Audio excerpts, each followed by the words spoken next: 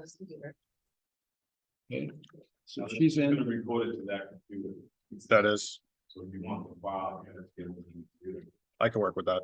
Most definitely. At least it's some. That sounds like the easiest thing tonight. She's in. She's in, on we're good to audio. Yep. It's being recorded. I can- Okay, that was fun. I have to find out who else.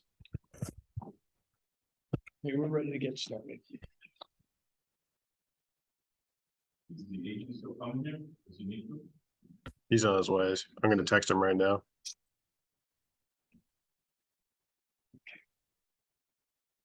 Good evening, everyone. With a slight delay, I'm going to open up tonight's meeting. It's 6:13. We do have a quorum of commissioners. There are 3 here physically present and 1 that has zoomed in online. So a quorum is, we need 4 as necessary quorum. Tonight's meeting is for Thursday, March 9th, 2023, taking place in the events room at the Mashpee Library, 64 Steeple Street, Mashpee, Mass.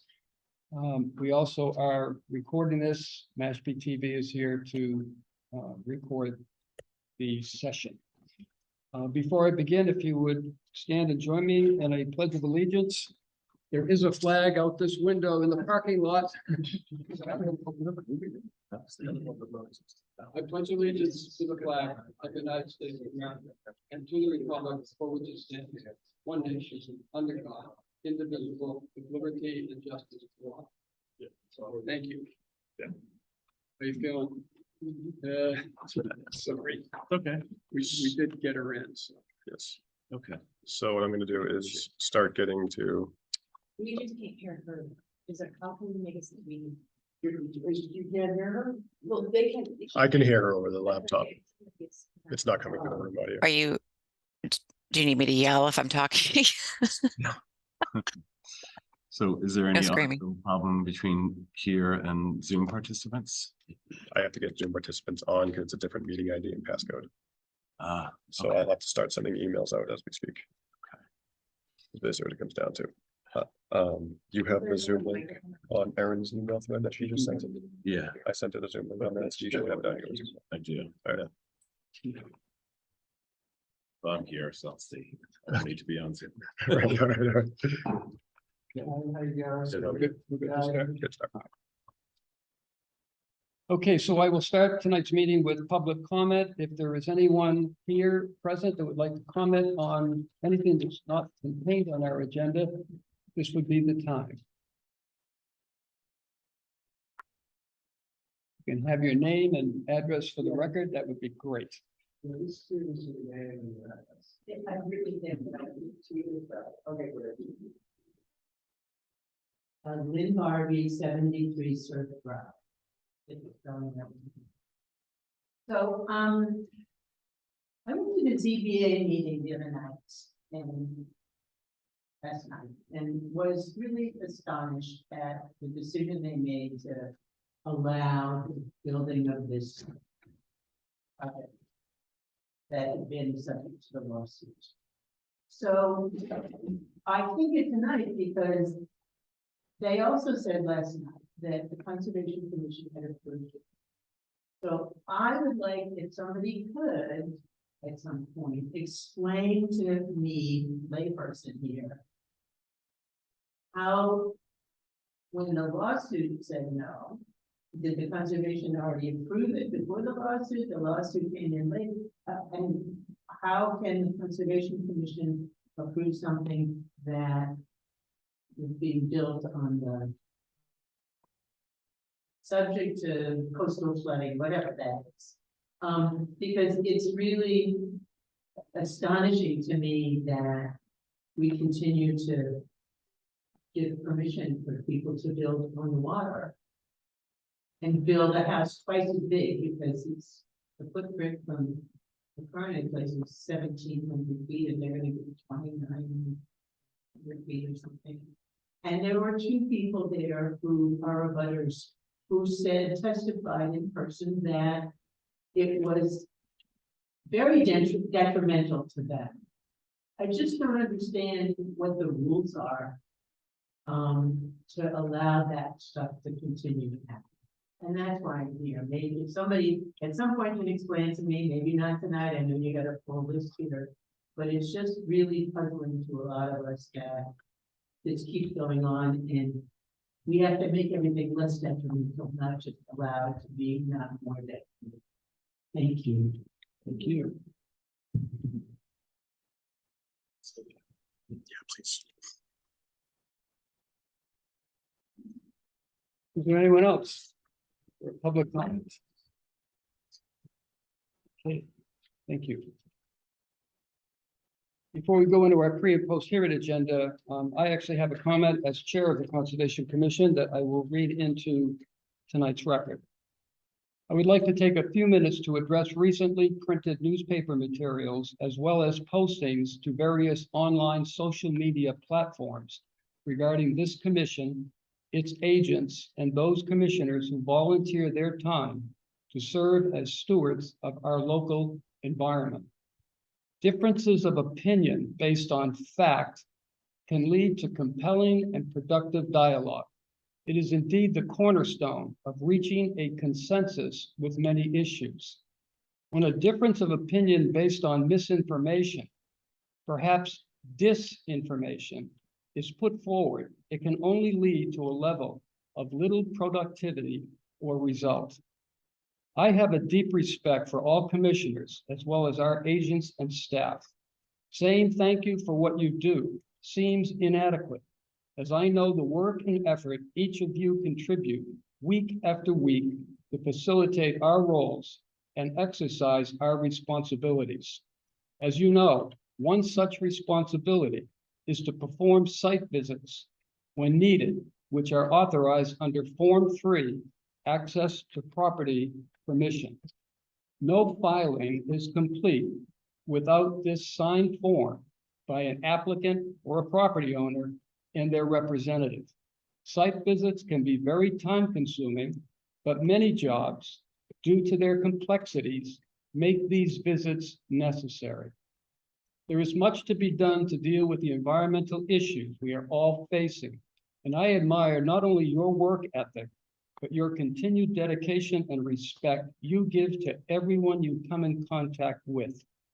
I invite all residents of Mashpee to join us in doing whatever possible to help us address our current environmental crises. Thank you. And with that, I guess I'd just go right to the first hearing because we had a late start. Yeah. So I'll go directly into tonight's hearings and we'll get back to the pre and post agenda items when we complete the hearings.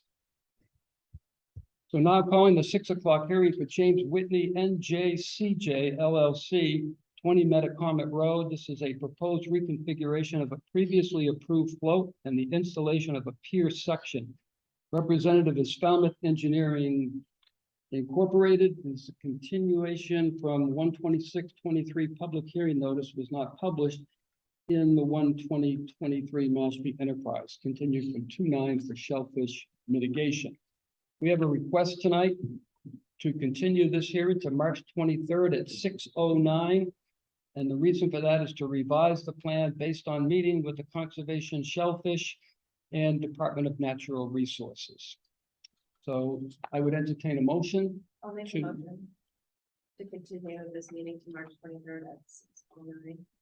21 minutes. Thank you, Alex. Do I have a second? Second. Thank you. We got about 2 seconds on that. Yeah. I think, all right, beat you too. Ah, Any discussion amongst the commissioners to the motion we have on the table? Hearing none, I will take a roll call vote. Alex? Sandy? Yes. Thank you. Aaron? yes. That's a yes, and I vote yes as well. Motion carries unanimously. Now calling the 6:03 hearing for Michael J. Price, 152 Pompanesett Island Road, proposed vista pruning, representative Penny's Landscaping. This is a notice of intent. Do we have, They would be on Zoom. they're on Zoom. They're on Zoom. Well, they would be if it was the original Zoom meeting. Okay, Yes. okay. So they're probably waiting to be invited to the original. Oh, right. So there's no way we can find them at this point. I don't, If we have her email, yeah, on there, Stacy should have sent her the Zoom invite, we could just send that. I think I would recommend that we just continue on their behalf due to technical difficulties. Okay, There's no way we can know how long it's gonna take for them to see that email and respond, and I think it's just better. Can we, move to the next one while we're trying to get them on? Yeah. Can we revisit them if they are on? Yeah, that's a good idea. Okay.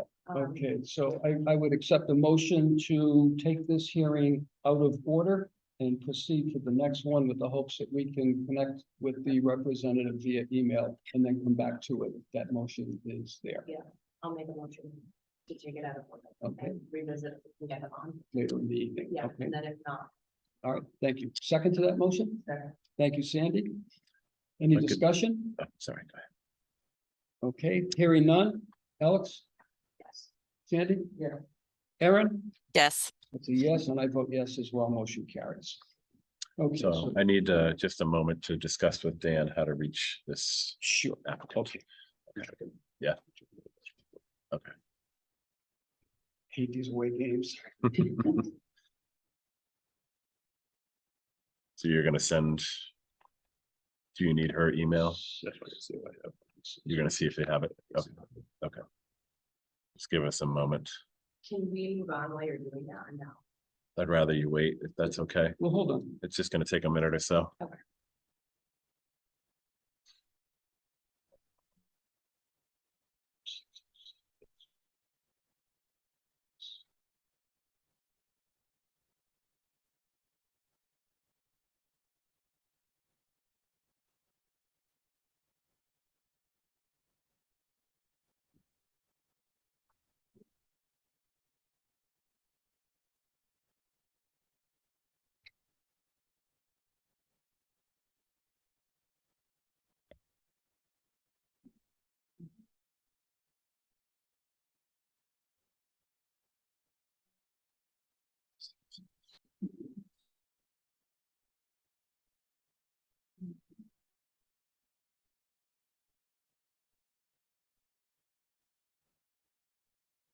Okay, I got her email. Did you find it yet, Dan? Okay. Okay, we can, So that's it. Yeah. We're good. Yeah. Did you send it? Huh? You just said it. no, Okay, now calling the 6:06 hearing for Daniel D. Mackin and Lauren W. Morris, 14 Grand Vista.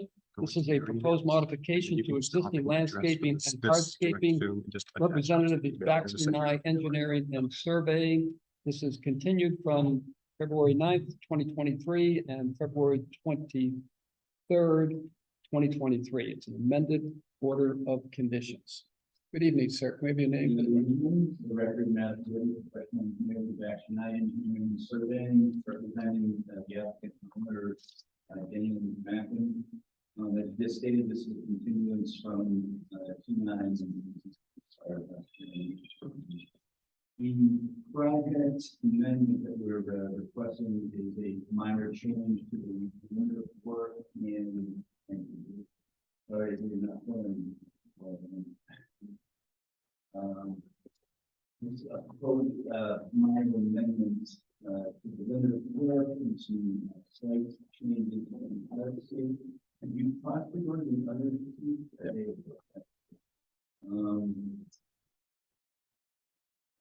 real quick, I'll point to the screen here and it's going to be difficult for you to do. It's all right. If I could, I'll just outline, you'll see on the plan, the existing, it's a gray line on the plan, that's the existing approved limit of work.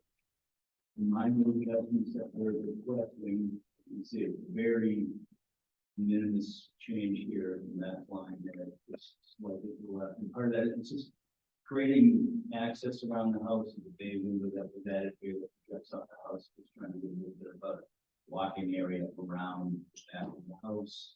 The deck area back here, that is the same, but there's stairs that were added. And then the majority of the change is actually out next to the garage. This is in Golden, golf course in the country club, and many of the houses, this one included, has a small golf cart bay. And they want to create this little shell driveway access here for the golf cart bay. So that's really where the change in hardscape is occurring. So you can see the limited work with creating that shell driveway with the stone wall in here, because it's going to be an actual stone wall. And the work shifts from here, shifting it out, and then creating grading here. This area that's graded will be then re-landscaped with buffer plantings onto the cooperative list, so appropriate native plantings. And again, all of this work here, this is all in the outer area, the riverfront. It's the only resource area that's included on this lot. And the house, as you can see, is set as close as it can into roadway and vista based on zoning building setbacks, et cetera. So, most of this additional hardscape, again, the Seashell Drive is located in a very color area. Reviewed this with Drew, and believe he feels that this was a reasonable request. The limit of work disturbance that we're requesting is slightly over 5,000 square feet, as allowed under the riverfront area. We're at about 5,300 square feet. We felt that was a de minimis increase, and the increase is literally this area right along here, so it's only about 10 feet wide to the side of the house. And the back edge here has not been modified. The stream is to the north of the property, and is over the minimum distance, which is up here, over 125 feet to the stream areas. It's contiguous wooded area, all on the third part of the open space. So this additional area is just falling to the side of the house, and is, these are all lots. I think the area that really have is actually over area. The house that sits here now, and a house. It's the house that sits here now, and pretty sure, I don't know if there's one that's been filed for yet. I know I was contacted on system. Yeah, I believe it was right. This is a lot, and it's not already in the process. Be sure it was.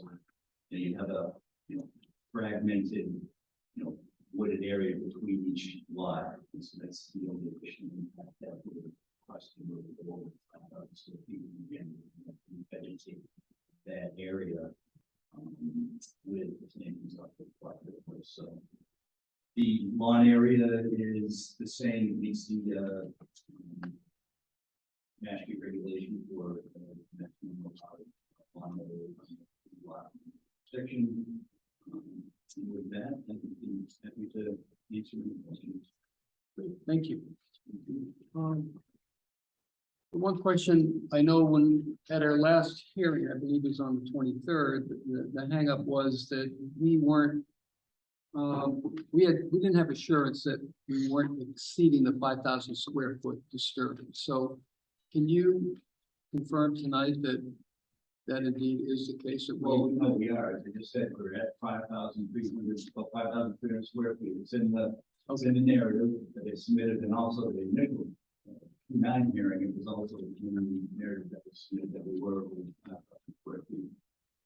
After that hearing, and discussed with Drew, we had some dialogue before prior hearing, and I think we just had a little bit of a miscommunication between the two of us as far as what I thought he said he was okay with and what he thought I was saying.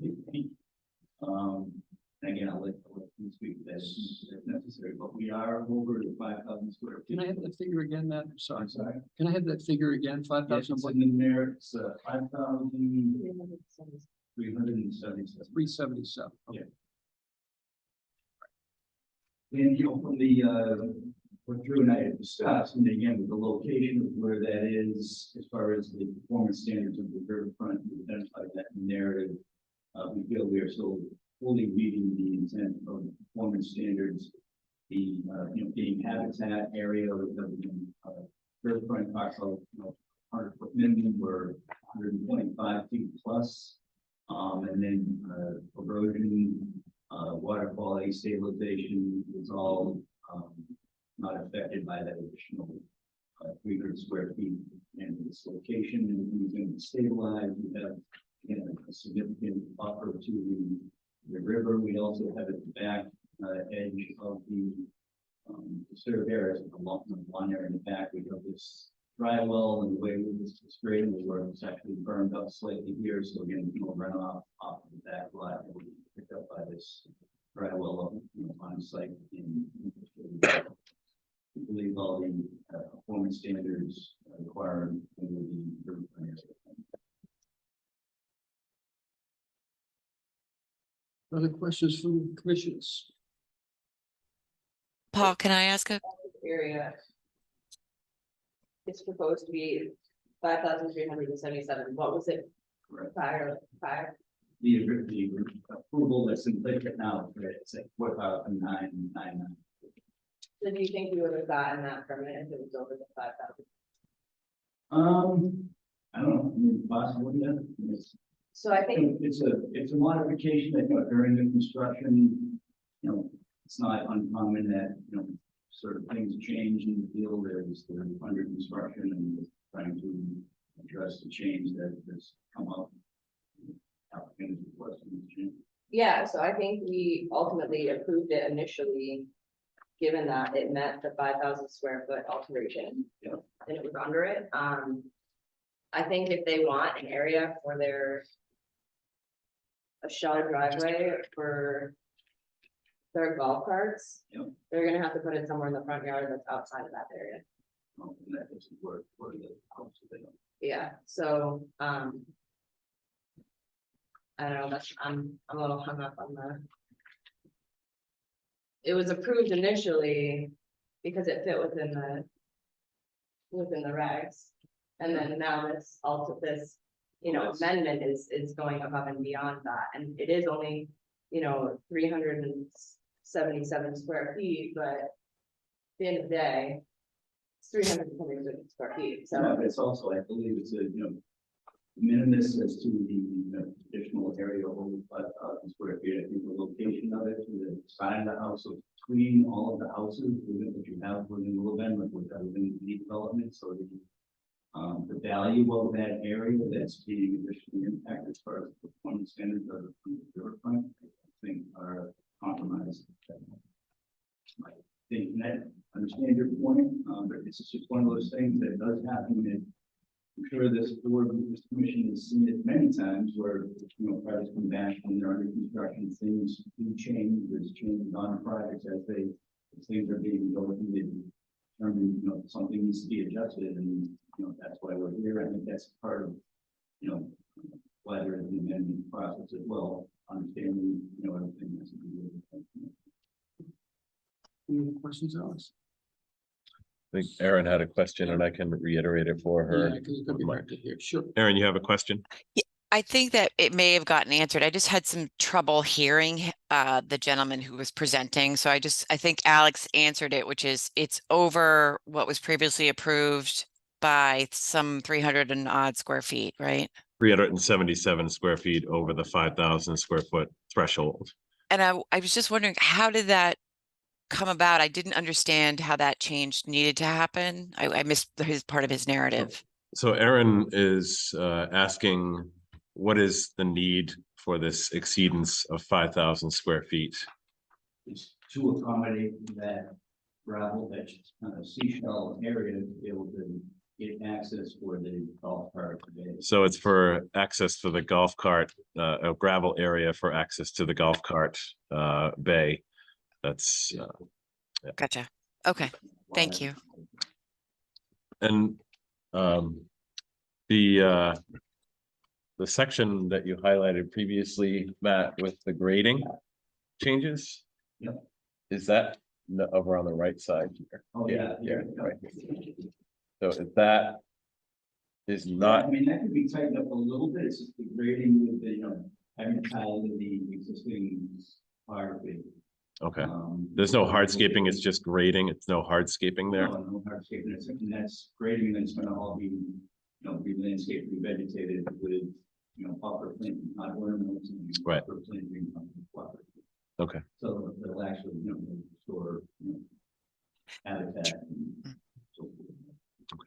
Drew, can I ask another question? Yes, Aaron. She has a- Was, sorry, was the golf cart and such in the original plan for the house, or was this kind of added midway through the construction? So was the golf cart aspect of this in the original plan, or was this added? It was, That's fine. yeah, it was added. I mean, initially, they actually wanted to try to do a pump out. Right. And said that's not, you could fly and it would work. And so they added. Okay. The, small. Gravel area for the, yeah. So it was added, Aaron, not part of the original proposal, Okay, thank part of you. this amended request, yeah.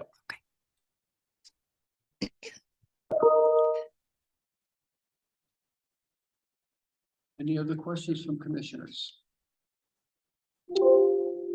Hearing none, to come back to you for comments. Sure. And might be giving them, no, take comments. We'll Sure. take comments from anyone here that's present or questions. Hearing none, I'll take comments from you as well. please. Sure. So, I did, have discussion with this, with the amended request with Matt originally, and I apologize because my comments aren't really reflective of what is this most recent proposal. So even though I said it can't exceed 5,000 square feet, I did have a discussion with Matt about this additional square footage of alteration within Riverfront.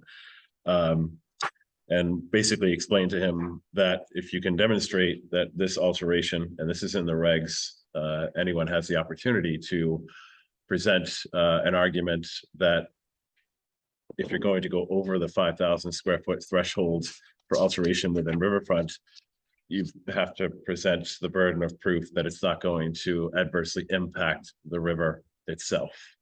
And my honest opinion here, based on the rather minimal request to go over the 5,000 square feet and its proximity and setback to the riverfront, it's in the outer riparian. It's right next to a single family home, which is already in place from the previous order of conditions, that it will not adversely impact riverfront. That's my honest opinion of this.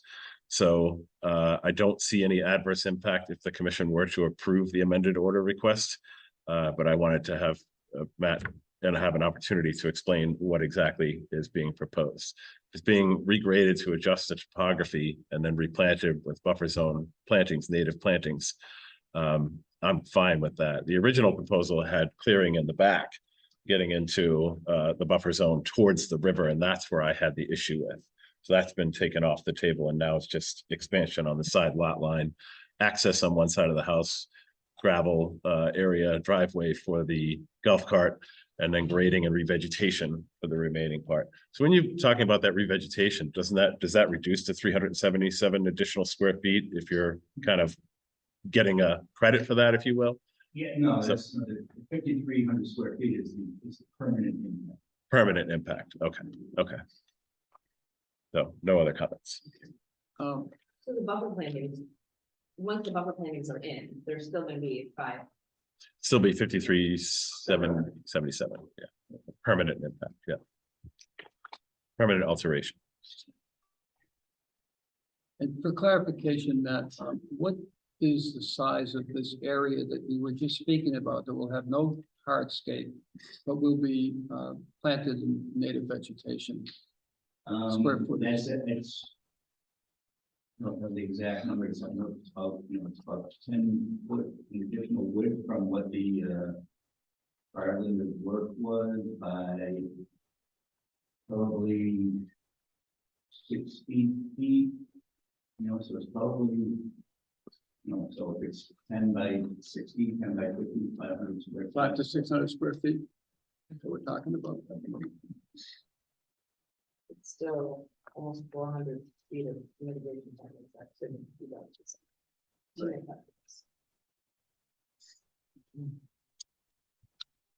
All right.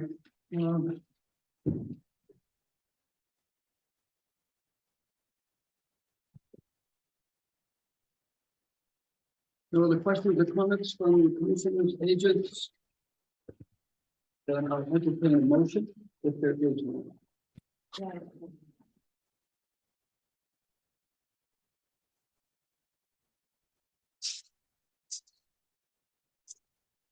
I think I would feel comfortable approving this if there were more mitigation plans. I don't see why there needs to be permanently altered more than 5,000 square feet within the riparian zone. I think the patio can be reconfigured. I think that area in the back can be planted. I'm struggling making a motion to approve this with it being over the 5,000 square feet. Okay. I'll default next to Aaron. I'm just going by seniority. Is Aaron willing to make a motion? I share Alex's concerns. Aaron shares Alex's concerns. So no motion. Sandy? no. Oh, is she still speaking? I'm sorry. No, she's not. Okay. Are you willing to make a motion, Sandy? on the proposal?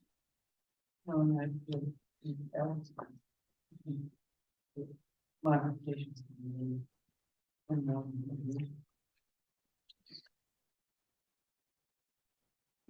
Quite honestly, I feel similar to that. And I'm not willing to make a motion either. So we have no motion to proceed. Is there a motion to deny the request? I think we can make it, if your applicant would be agreeable, I think we can continue this. And the back can be reconfigured to add mitigation plantings so that you basically need 377 square feet of mitigation planting somewhere. If that means, you know, pulling back or like reconfiguring the patio to include them. But I mean, these people bought, these lots were created knowing that this restriction was on there. I think that we can work to something. But to just like keep adding little pieces and being like, oh, well, now you just need another 400 square feet. If you would like for us to continue it, we can continue it. If you think that. Yeah, I would say, we could, let's continue it, I'll discuss it with, my client and see what they would like to do, and if, they want to make modifications that you're suggesting, and do that, and I'll think that they submit it through, if they don't, we'll just withdraw and. Okay. By in the block effect and then. Yeah. Withdraw without prejudice, and then stay with the. Right. So for clarification, we're looking for 377 square feet of additional mitigation to offset where we're at. So 1 to when 1. would this be So that continued? would be for March 23rd at 6:15.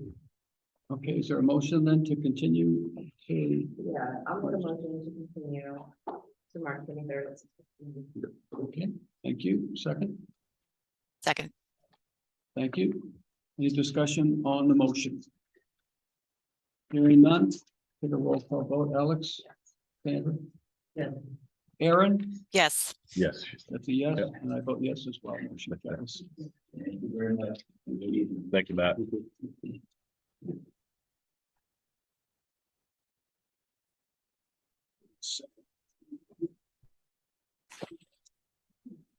Jackie?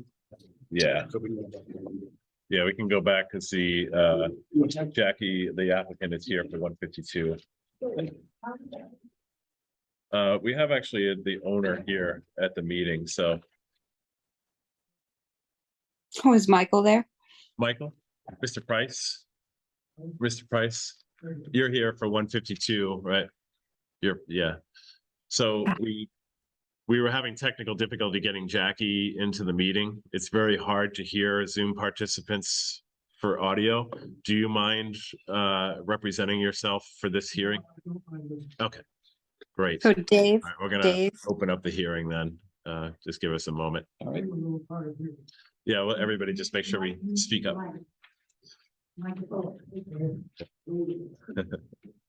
Dave, can you hear me? hold on 1 second. Jackie?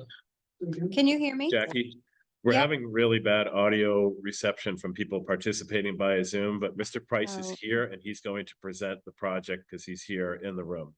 Okay, do you need this reading or anything, you know, like, or is this gonna, you're gonna be all right? Can you say that again, Jackie? Is it gonna be okay? Like, he I doesn't have need- any of this I need paperwork. real silence. I can't hear Jackie, the applicant's representative. Sorry, go ahead, Jackie.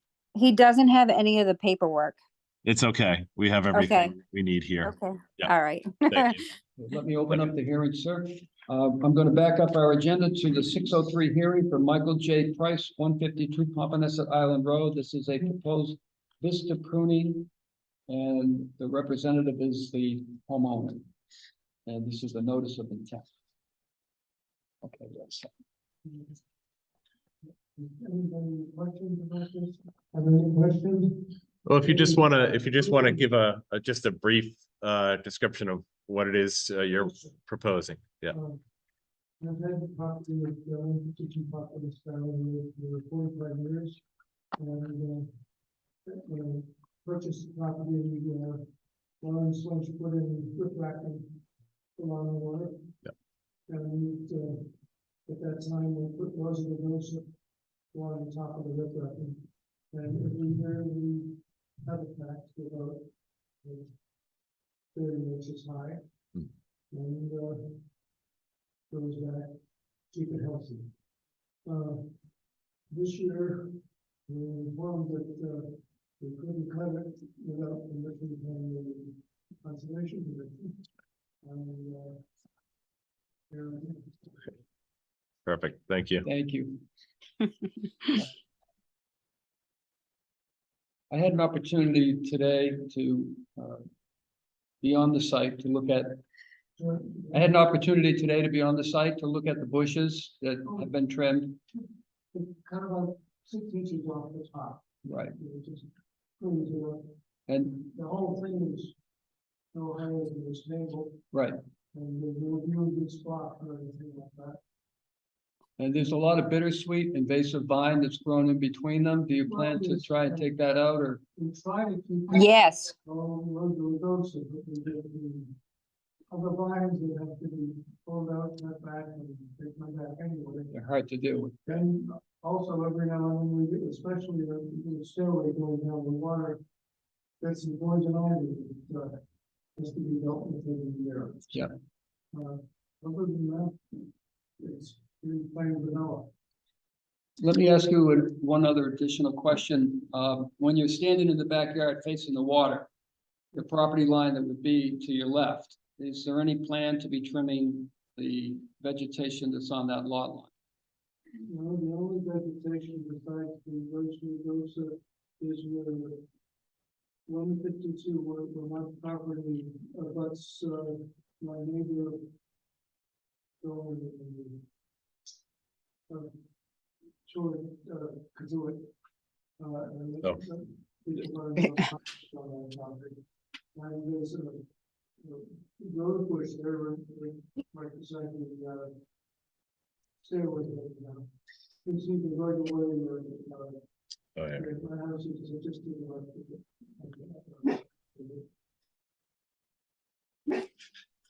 So that's the only other vegetation. My wife is a avid gardener. So bushes. All around. Thank you. I have no further questions. Other commissioners, questions, comments? Anything from Aaron, Drew? Aaron, do you have any questions? No questions from Aaron. You all said, Alex. Questions from anybody here in attendance? Hearing none. Drew, do you have anything you'd like to add? Not much to add, only that this request is, it's doesn't fit into our normal vista pruning protocols. It's end to end. I think it's pretty obvious why. It's really in the interest of keeping the Rugosa Rose healthy. This is based on professional feedback from the landscaper who's been caretaking this vegetation for years. So she thoroughly explained it to Dan and I. We understand.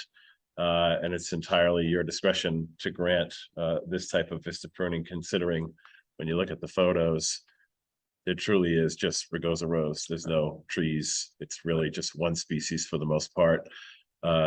So to grant end-to-end pruning in the interest of really keeping this healthy, Rugosa Rose is, it's a native invasive at this point, but it does help to anchor the bank,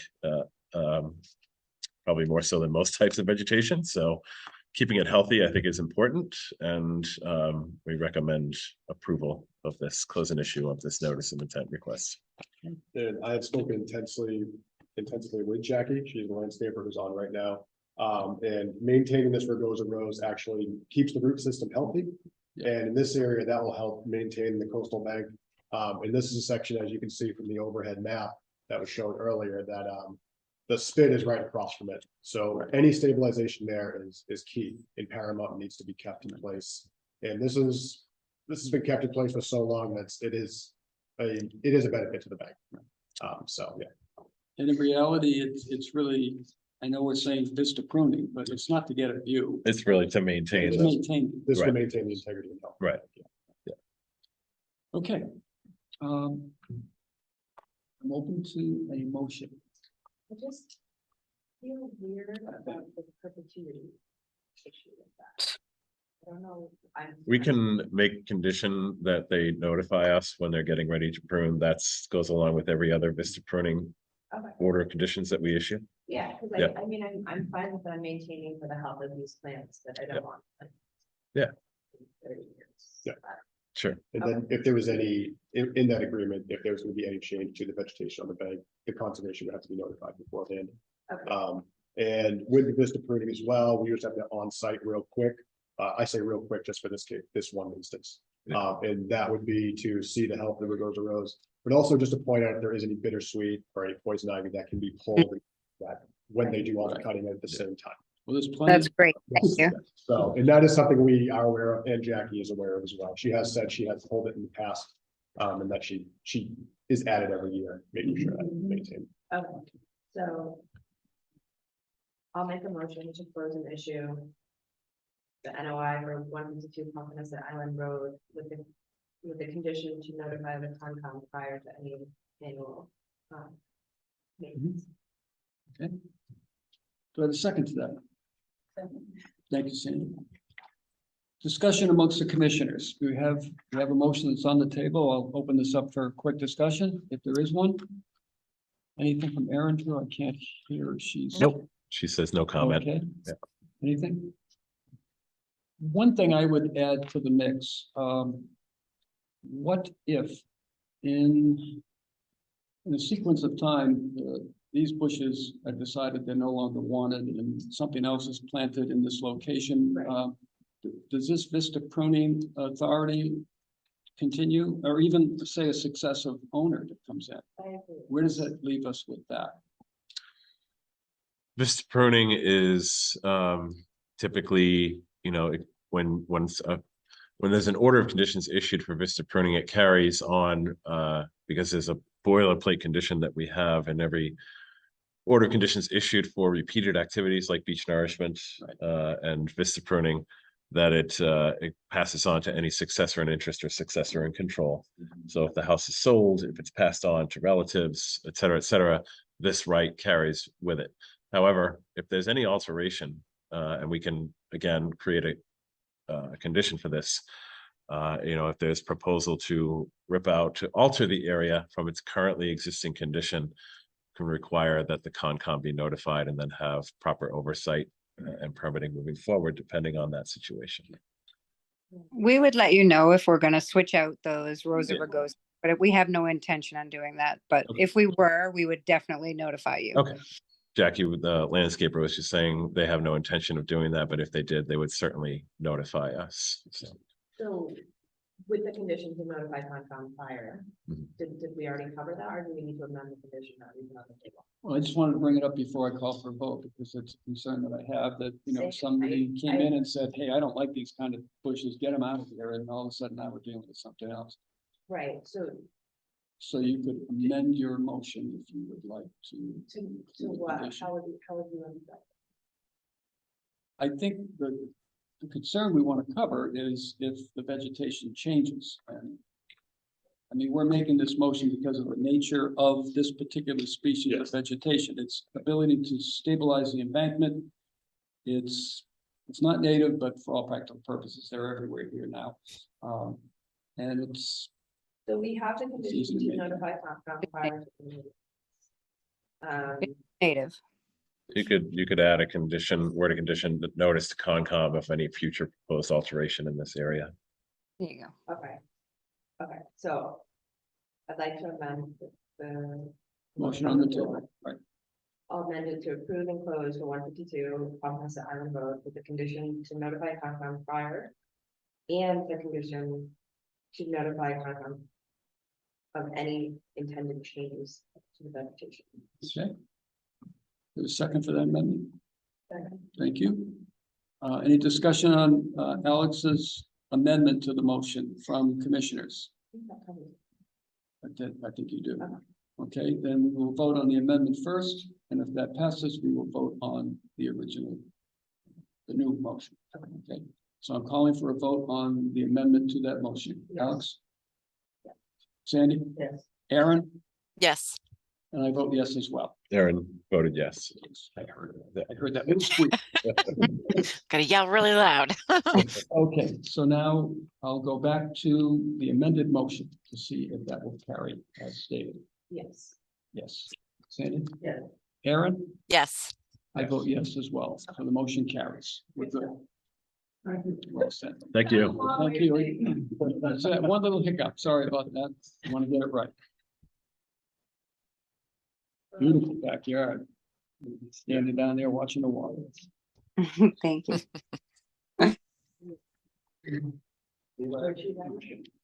Thank you so much. Oh, well, this one.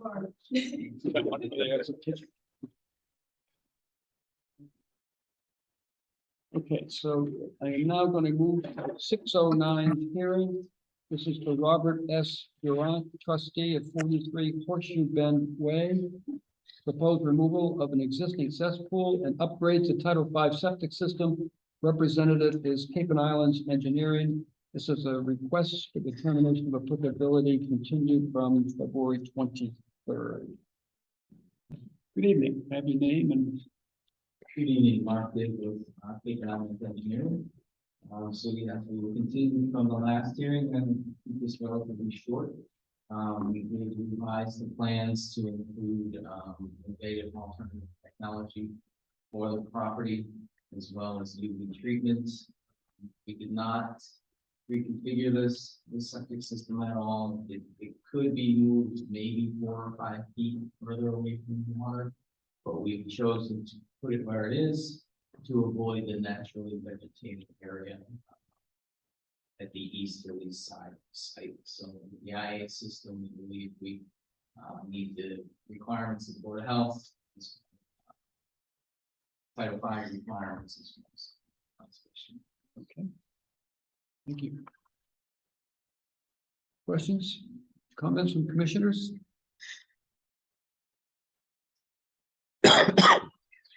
Aaron, do you have any questions or comments? No, sir. No comments. No comment. And so the configuration is staying with that piece that's kicked over, right? Correct. Yes, we could kick more over, but then we start. Right.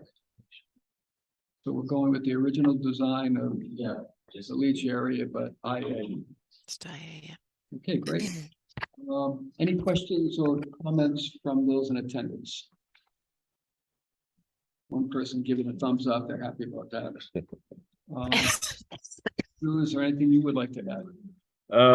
Nothing to add on to the comments I already put in, other than Board of Health said they will review plans for the proposed IA fast system upon receipt of plans, and I don't know if that's taken place already, but that was their most recent comment. So property is limited to 2 bedrooms. Agent recommends negative determination. Thank you. All right. I'd accept the motion if there is. I'll make a motion for a negative determination for the RDA from the Horseshoe Bend Way. Thank you, Alex. Second to that. Second. Thank you, Sandy.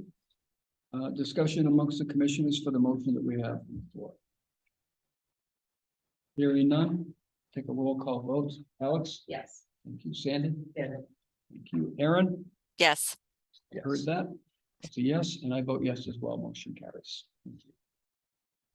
Mark, you should have said, that was your back. It's gonna be fast. Put that one down for the record. Moving on, 612. Robert S. Durant, trustee, 33 and 37 Horseshoe Bend Way, proposed removal of an existing cesspool and upgrade to Title V septic system with increase in flow. Representative Cape and Islands Engineering. This is also continued from February 23rd. It is an RDA. Good evening. Again, Mark Davis, Cape Mountain Engineering. Same response with this one. We did add an IA system to this one as well. This one, the system is as close to the street layout as possible. It is technically, we're going from a 2-bedroom to 3-bedroom, but also utilizing the entire lot. Basically 2 lots combined together to achieve 3,000 square feet in order to do that. Otherwise, again, we're adding items to this project. Okay, Great. thank you. One question I have, will the lot lines be redrawn so that this is indeed on the assessor's map a single lot, or will that still remain divided as lot 1E and 2E? It's under common ownership, so technically it's Okay. basically combined. I don't believe we can go through the A&R process to formally move that line. Yeah, I don't know if that's even necessary, but I thought I'd ask. Okay. Any questions, other questions, comments from commissioners? Any from Aaron? Oh, sir. Nope. Okay, those that are in attendance, questions or comments on the proposal? Hearing none. Drew, is there anything you'd like to add? Only just adding Board of Health comments that they will review the IA system plans upon receipt of the application plans. And that the property is limited to 3 bedrooms per Board of Health requirements.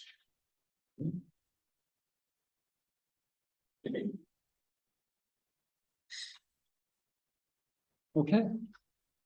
I'm open to a motion if there is one. I'll make a motion for negative determination for the RDA for 33 and 37 Bushy Bend Road. Thank you, Alex. Is there a second? Second. Thank you, Sandy. Any discussion on the motion we have? Hearing none. Alex? Yes. Sandy? Yes. Aaron? Yes. That's a yes. I vote yes as well. Motion carries. Thank you. 2 fast ones. Nothing. No pun intended. They're both fast systems, right? Good. 609, 612, 615. Okay. Now opening the 6:15 hearing for Brendan P. Giblin, 90 Pompanesett Island Road. This is a proposed demolition of an existing dwelling and appurtenances, construction and maintenance of a new single-family dwelling, garage with pile-supported guest suite above, in-ground swimming pool, fencing, pool cover enclosure, new patios, landscaping, hardscaping, and a Title V IA septic upgrade. Representatives Cape and Islands Engineering, this is continued from 1/12/23, 1/26/23, 2/9/23, and 2/23/23. So notice of intent. Good evening, gentlemen. Good evening, Mark Davis, Cape and Islands Engineering, Dan and Nick Crawford. So I'll go through first a couple of plan changes we did and then some documents we submitted at the request of the commission last hearing. This is listed a number of hearings. The first couple we continued to work through some staff things, and we've been before this commission twice. So this is the third time. As far as plan changes, you'll notice that between the proposed pool and garage, there was there's a walkway in front of the garage to some steps coming to the side in between. And we had some patio area running along the pool, between the pool and the garage. So that's basically hardscape that even projected into the velocities. So that hardscape has been removed between pool and garage. There was also a area of hardscape between the pool and the house that ran all the way to the end of the deck and got some more hardscape as well in the velocities. We've left just enough padding in this area so that they can get out from the under the deck area over to the pool while still being hardscape. So that is a further reduction hardscape from the plan. We've also provided, two documents, one from Cape and Islands Engineering.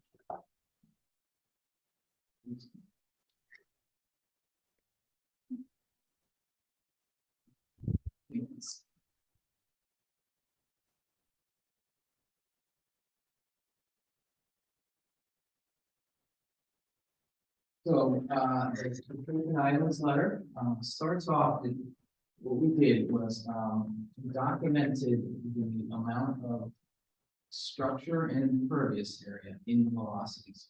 If you read through the letter, there's actually two sets of numbers. The first set, under the existing conditions area, the proposed condition area. Per building code, per the building inspector, per, you know, the way structures and velocities are looked at, a proportion of the structure is in velocities, and fiber structure is in velocities. So the first set of numbers, the existing conditions, describes that there's 1,317 square feet of impervious area and structure velocities.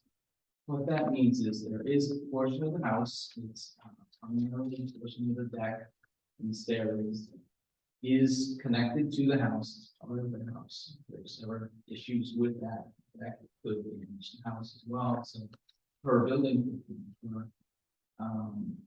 zoning and building regulations, that entire structure, the existing structure is in the velocity zone, as well as it has significant habitable space for base flood elevation, or even if they need. Under the proposed conditions, you'll see there's actually a reduction of impervious area and structure and velocities. And what we've done is to identify that the garage structure, which again is on piles with some living area above, which corresponding goes in per building code for velocities. That entire garage, again, even though you see the velocities in a lot of cuts right through the middle, that entire 557 square feet is counted as in velocities.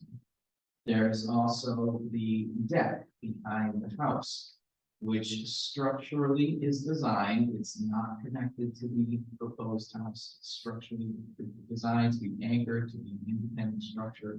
So again, even though the velocity zone cuts through that deck area behind the proposed house, the house is not included, but the entire deck is not just a portion of the velocity. At once. And then the remaining number, the 204 square feet, is that area of pool, like you see, again, the velocity zone is that blue line secting through the pool, through the garage. It, you know, is that area right there is the pool, there's a small area patio still left in the velocity zone, and that's 204 square feet. Then in the paragraph below that, I think I provided this information as well to the commission. Felt it kind of matched Paul's request, is just what is the square footage of impervious area in the velocities, not considering this structure classification. You'll see that under existing conditions, it's 25 square feet. And under proposed conditions, it is actually greater at 603 square feet. Provided those, because that, per the wording and request from Paul, I think that's the numbers he was looking for, and that includes, you know, end of the pool, the patio. So we did provide them information. I do feel that, continue to feel that the house, the main house, the deck, and the garage structure all will be built to today's current codes and regulations. We feel it's an improvement above the existing dwelling, and it's very susceptible to both velocity zone, which is just general flooding the entire lower levels of base elevation space. And then the last thing we did was to apply drainage, similar drainage characteristics to what might happen with floodwaters, so, you know, if as an engineer, you can create, you can analyze the amount of runoff that would be created from this property. And we provided calculations that show, and I didn't look at the tables of calculations again, there's some increased impervious area. But there is also a significant reduction of, areas of, mulch and landscape, in dirt, basically. So that increased impervious area is offset by all the new woods, the new vegetation, plantings, proposing, almost 3,000 square feet of mitigation plantings. And we're down to a required mitigation at this point after some of these newer changes of only 1,883 square feet. So we still comfortable and we feel we meet the regulation 25. This was a significant impact. We believe it's actually done to the project.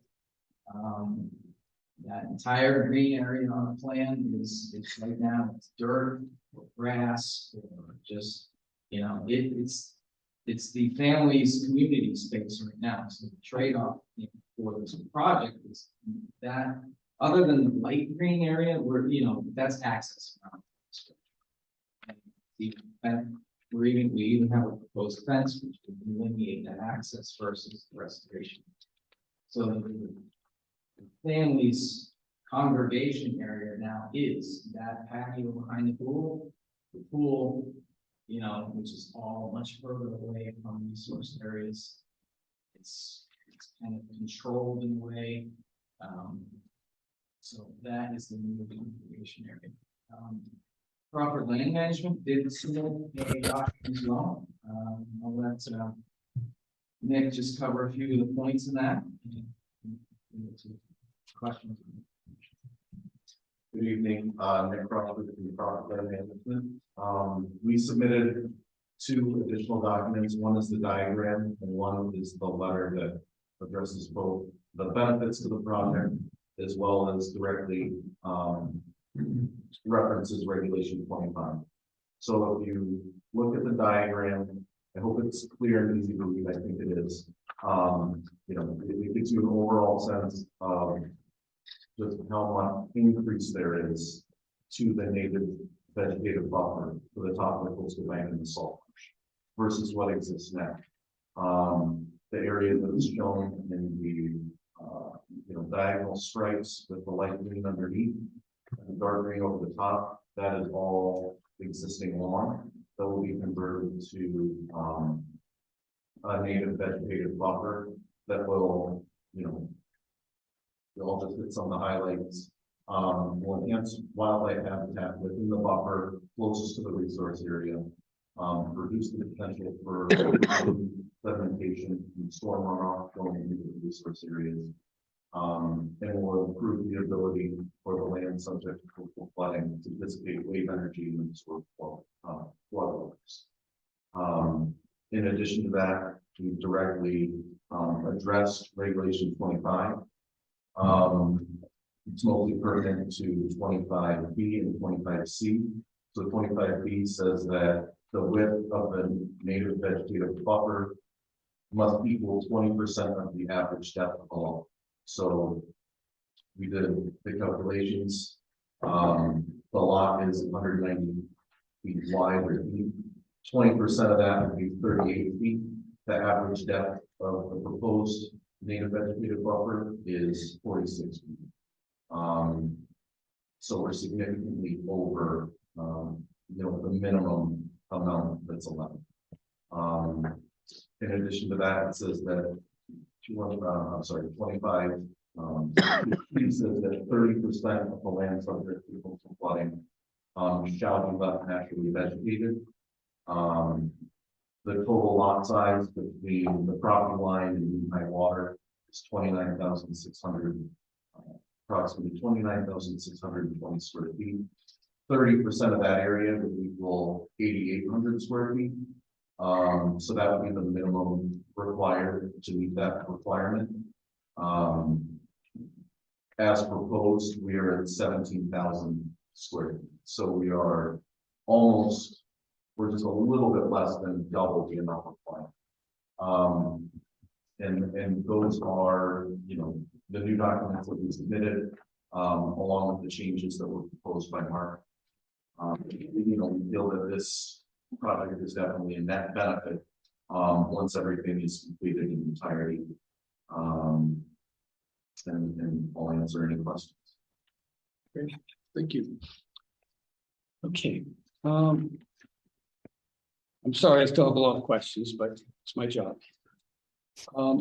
So Mark, we're going from 25 square feet under the existing conditions of impermeable hardscape coverage, whether it's part of the existing house. And then as we move into the proposed conditions, it's 603 square feet.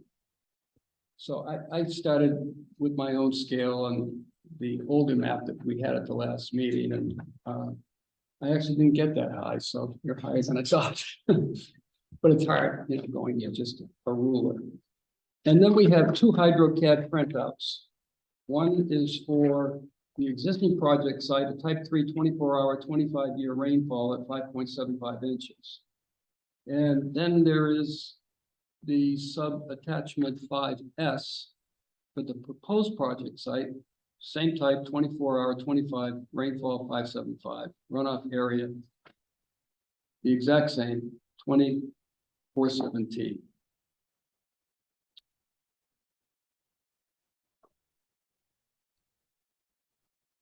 There would be a substantial increase of runoff if we went to a 50-year storm event or a 100-year storm event, or God forbid, we had a storm surge and we had a foot or two of water come in. And I know it's hard to put that into a HydroCAD program, but the point that I'm making is there are a lot of other scenarios that could be run to show a much more dramatic runoff. And that in essence is where I was going in the last meeting. What I mentioned to you is that hardscape materials not only severely limit the absorption factor, it brings it to zero. And I know you guys have done a wonderful job with the mitigation. It's got to be the best proposal for mitigation I've seen in a long, long time, in terms of the graphics and the species and everything else. But I have a lot of questions about the mitigation as well. So my question is, why not run several model programs? They're not hard to run. They're 5 minutes to hit the button, and I know computers can be tough. Dan had a lot of trouble here tonight. Well, it's actually easy. It's a new rainfall amount. It's basically a click of a button. Yep. And we can provide that. I'm going to anticipate that, yes, runoff will increase, but it will increase with the existing condition an equal amount that will increase for the proposed condition. We can definitely provide that clarification and the calculations to support it. Yes, it increases. What is not, and that's just what is not actually tabulated into this is that's just the because the existing doesn't have roof drains, existing doesn't have things like that. Correct. That's just comparing different surface types existing and proposed. Right. It doesn't even incorporate the roof drains. Sorry, Believe it or not, it does not incorporate the roof drains. Okay. So, we're still just based on the different types of materials by turning the lawn into or dirt lawn into naturally vegetated area, just provides that much more. But we can certainly supply different types of calculations. And again, this is the way drainage would be calculated. Flood will come in and go no matter what's there. I don't necessarily say these are apples to apples comparisons, but it's the closest I could get to describing the surface types of existing versus. right. I was surprised to look at the runoff volume, both existing and proposed, coming right down to the exact same cubic foot. I mean, it's kind of like winning the lottery. No, At first, I thought it was a mistake, to be honest with you. I was reading this earlier today and I started flipping them back and forth and I said, maybe they just put the wrong titles because everything is identical. I believe. I've never seen it I in my life. I've I never seen it. thought it would be less on the proposed. I really thought we Yeah. had that much new vegetation. Right. New, I was very happy that it, you know, it didn't go over, this is not for a residential project. This is not Right. type of analysis. And it- But I think if I, and I think I will incorporate the volume of when I'm gonna recalculate and add some more storm events, I'm gonna add the roof drain passes, things like that. So to really see that reduction. well, At the end of this, we're asking to do that. my intent, as you know, was to get that square footage for everything in the velocity zone, because we all know that's the first place the water's coming. And my concern was, where is that water going? And, you know, I like what you did. It's great. It saved me a lot of measuring, even though I did measure it. I said, you come up with more than I did. But the HydroCAD studies have me baffled that they're right on the button. And I really would like to see, you know, 50-year, 100-year, I mean, typically when you run these things out, you go anywhere from 5, 10, 25 and on up. Just to see that at some point, they're not going to come out identical. I think we both know that. And what I'm looking for is what is that cumulative effect of the impervious surfaces that are sitting in that velocity zone. And I'm not convinced at this stage that I have enough information based on, I mean, thank you. It's wonderful. I wasn't going to run the calculations because I don't have the program. But I'll turn it over to the other commissioners for questions or comments they have.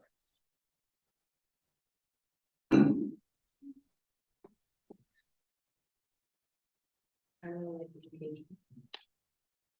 You have to speak a little bit louder. Yeah, I like the communication. But I like your concerns.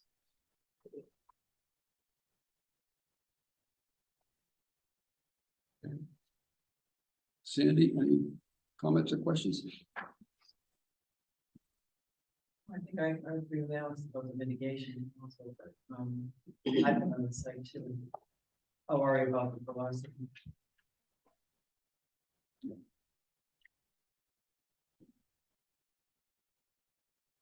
Also, Can this be built so that the structures, the pool and the garage are completely out of the velocity zone? Is it possible on the site to do that with the house that you have?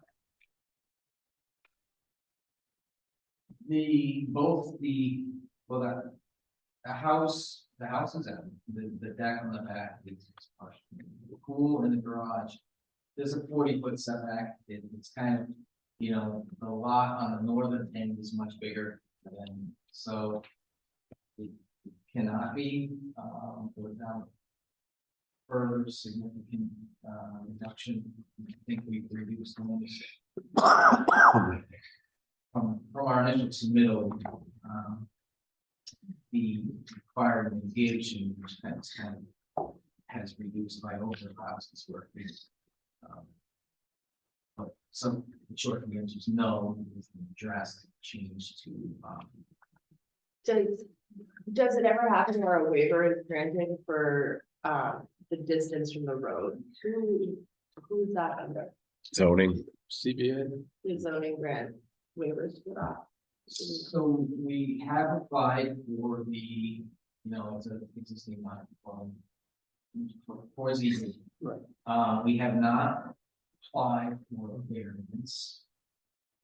I mean, they approved all sorts of things. I feel like It would require about a 10-foot variance just to slide some components forward. I just don't know how that would, usually they rely on more approval. In the scheme of things, they like us to go first so that there are no changes and they can deal with a finished product because it becomes a tennis match. It's back and forth, back and forth. And I know they're under some pretty tight guidelines in terms of creating no new non-conformities, so you might have a hard time with that. I don't know. That's their purview, it's not ours. I mean, can you like ask them to allow it so that they can have this and stay out of the velocity zone? Can we like, I don't know, I don't recommend that. it feels so, I mean, they're their own purview. I think it's inappropriate for another board to make a recommendation on a private project. but they rely on our recommendations and they don't even listen to us when we don't want them to approve things. So I'm confused as, I guess, so the velocity zone is what is at stake here is something being built in the velocity zone. And the only way that it can be built and not in the velocity zone, what I'm hearing is that zoning would have to offer a variance with the house plate. Or the applicant would. Or the applicant could reduce the shrink footprint. Project down. I mean, it is a swimming pool. And It's not the only option, is a zoning setback. This other option is to reduce the footprint to keep it out of the velocity zone. And just do like a spot.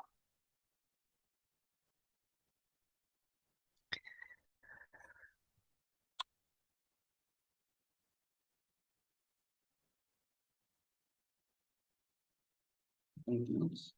Yeah, it's really hard to approve the velocity zone, even with all the plans, everything. I think that's kind of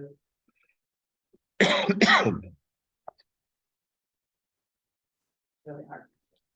Well, I've been, I have some real reservations about things in velocity zones. That's where the water's coming. I mean, It's a dangerous area of the floodplain. last week wasn't even a storm. And the wind event that we had, like the amount of erosion and the flooding that was happening, like I feel like it's coming and it feels really just hard to. Are there comments, Drew, from Aaron? Questions? Aaron, do you have any comments?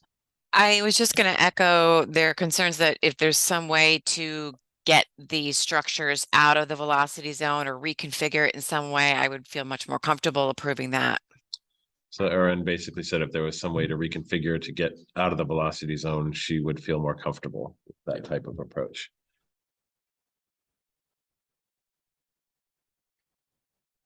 Sure, go ahead.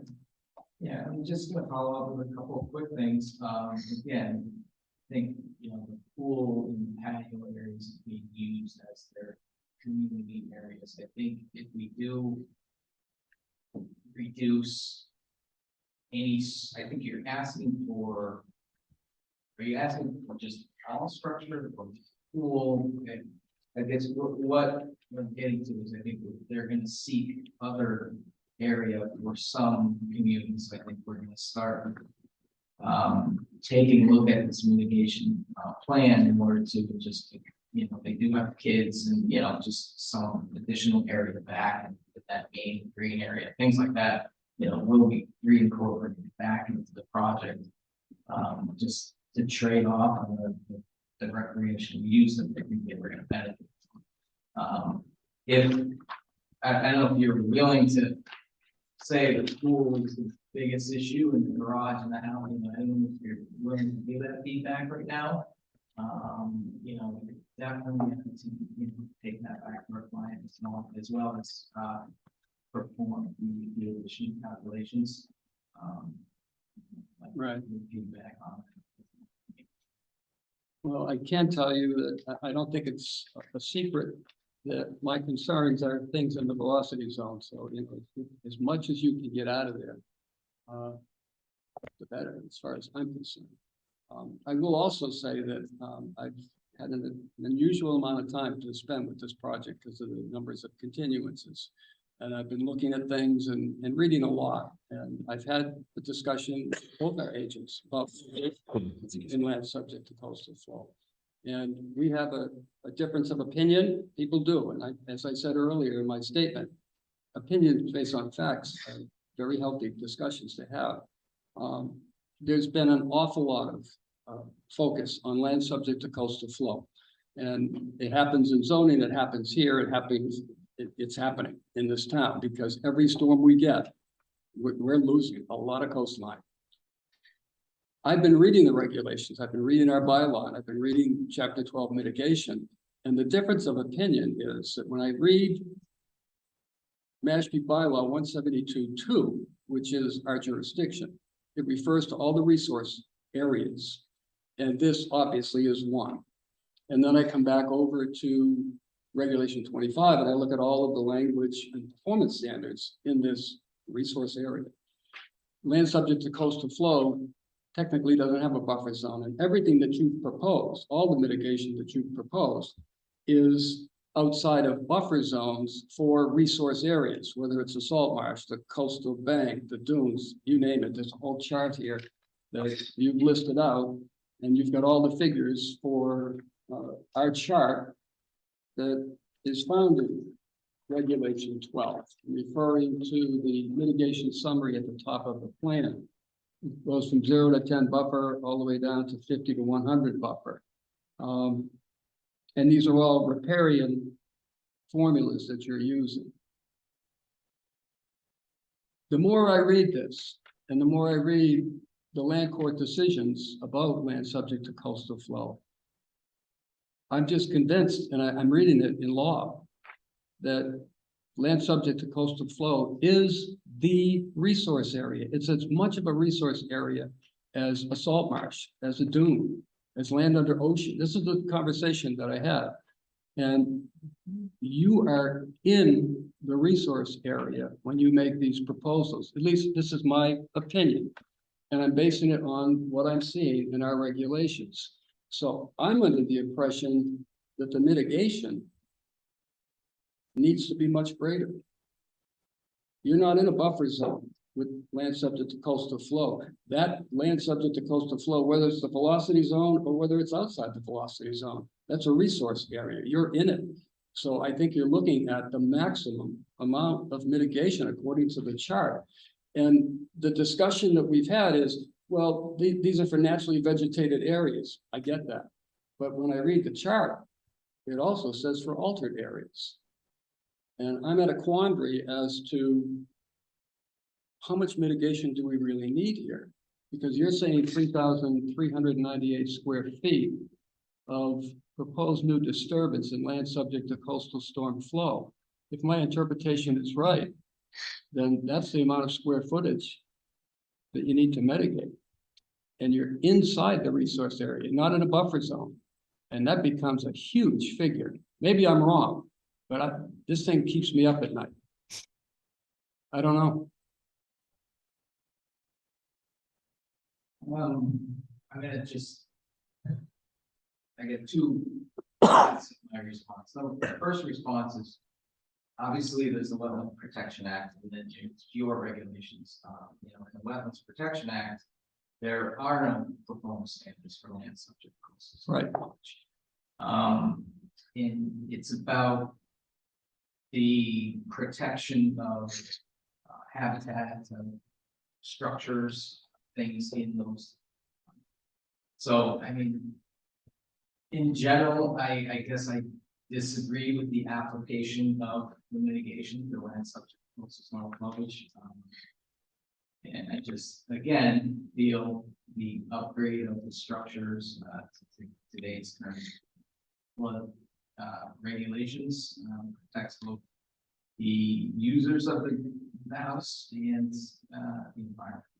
Less risk of the entire house getting wiped out. The house as it is today has much greater capacity to cause damage and destruction in that area from a big storm than what we proposed. I know you've requested additional calculations. I'd like to see those. Actually requested again reductions at this point. Right. And I will continue my research into what I'm seeing here, because I'm in a quandary. I'm seeing it one way and other people see it a different way. That's fine. It's a healthy discussion, and it would be something that I think should be resolved one way or the other.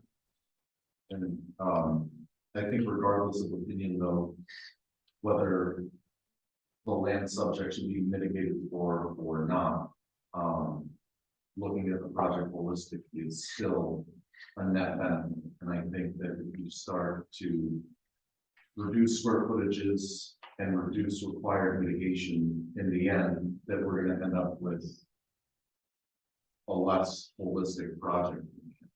And like Mark was saying before, right now, all of, the human activity is centralized to areas that are clearly delineated from all the naturalized areas. And I think that if we do reduce, potentially some of these useful areas, start to spill out into areas that are currently shown as naturally vegetated buffer, I think it's gonna be less clear and more apt to sprawl over the lifetime of the property. I think centralizing the activities is a big part of keeping the restored areas restored and naturalized, as opposed to kind of using lawn areas and not having a real clear picture of where one ends and the other begins. Okay, so Mark, are you willing to request a continuance so that we can see how much we could possibly get out of the velocity zone and provide a little bit more information with that HydroCAD program? Okay. And I would entertain a motion for that. Do we have a date and time? Can I offer some comments before? Oh, I'm sorry. So I would just ask if there's any other aspect of this that the commission be provide that information now before you grant a continuance. If there's any additional details, concerns, feedback, please make it known now, because we're getting into a number of continuances that I find problematic. So please be very forthcoming, think carefully while we're all here tonight, and provide Cape and Islands and Crawford with any and all feedback. So when they come back, they're furnished with all the information they need for you to render an informed decision. All right, then let me poll the commissioners that are present here. Alex, is there anything else that you would like to have addressed at this next meeting? Yeah, I think basically.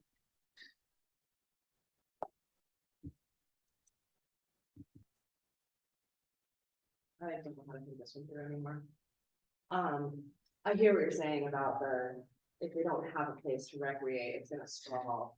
And the human impact on the land is gonna be greater if we don't have a pool and a fire pit and a space to congregate. I get that.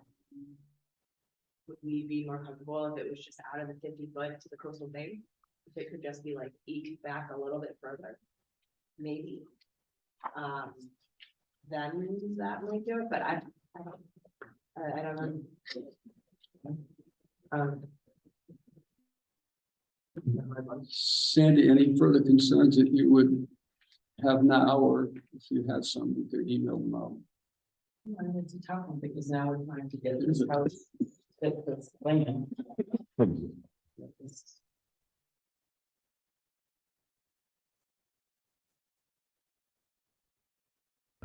So nothing at this time. And anything, Aaron, that you would have, that you would bring up right now? I think the only thing that I would bring up is if there's any way to get the pool maybe a little bit smaller, that might make me feel a little more comfortable if we were further outside the 50-foot. I'm sorry. That makes sense. Did you catch that? Barely. So if you would- any opportunity to reduce the pool, get it further, increase the setback from the 50-foot or out of the velocity zone, any opportunity to improve the setback. Okay. So that's not a new concern. Right. That's something that we already have. Right. That's it. Okay, then I would accept a motion for the continuance. Do we have a date and a time? Yep, so it'll be 6/18 on March 23rd. 6/18, March 23rd. Make a motion to continue for 90 Comprehensive Island Road to 6/18 on March 23rd. Thank you. Is there a second? Thank you. Any discussion on the motion? Hearing none. Alex? Yes. Sandy? Yes. Aaron? Yes. Yes. And I vote yes as well. Motion carries. Thank you. Appreciate it.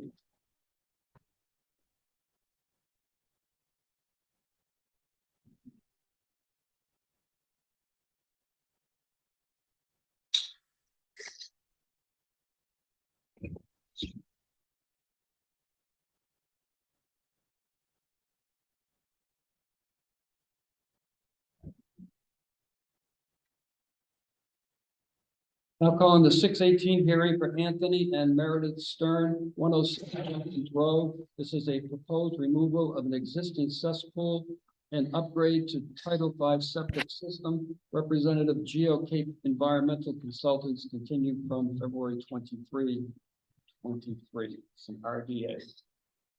Good evening. Good evening. Have your name for the record, please? Lon Harrington for GeoCape Environmental Consultants, representing the one, the firm at 106 Hampton Road. This was a continued hearing, just to recap, this property was newly purchased and there was a Title V property transfer inspection done. And during the inspection, there was a step forward, which was the first component of the septic system. That was deemed a failure. And the septic inspector at that time went and spoke to the board of health regarding the what to do as far as the upgrade of the system. And the board of health then told the inspector to fail the cesspool and replace with a conventional Title V septic tank. So that's when I got involved and designed the plan with a conventional Title V septic tank. The existing leaching pit did pass the Title V inspection, so the existing leaching pit is to remain. At the conclusion of the discussion at the last meeting, the commission asked me to go back to the homeowner and ask if they would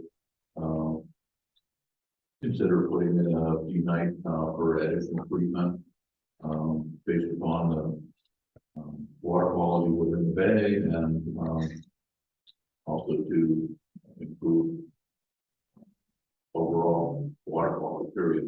And so I did go back to the homeowner and the homeowner was willing to upgrade and include the advanced treatment. And so I revised the plan and submitted that for tonight's hearing. Great. Anything else? No. Thank you. Questions and comments? Anything from Aaron? Drew? Aaron, do you have any? No. No, Glenn, what is the net savings to the amount of nitrogen that we're talking about from a conventional 5 that you came with the last time to this fast model of the DMED system? I'm sorry, what is The reduction in nitrogen between the two, roughly? well, I think it's greater than 50%. Again, I think they're finding that the nitrogen for the single family homes is higher than what the DEP said at 40, and I think it's probably closer to 60 milligrams or higher. And the systems are meant to get down around 19. And so I think that it's higher than 50%. Great. Thank you. No further questions. Comments from people in the thumbs up from one person. Drew, anything you want to add? Board of Health comments application for a system to be reviewed upon submission. And no other comments. Recommend a negative determination. Thank you. Right. I'll accept a motion if there is one. Yeah, I'll make a motion for a negative determination for the RDA for 106 as well. Thank you, Alex. Second. Second. Thank you, Cindy. Discussion on the motion? Nothing? Okay. Alex? Yes. Sandy? Yes. Aaron? yes. Yes. And I vote yes as well. Motion carries. Thank you. Thank you very much.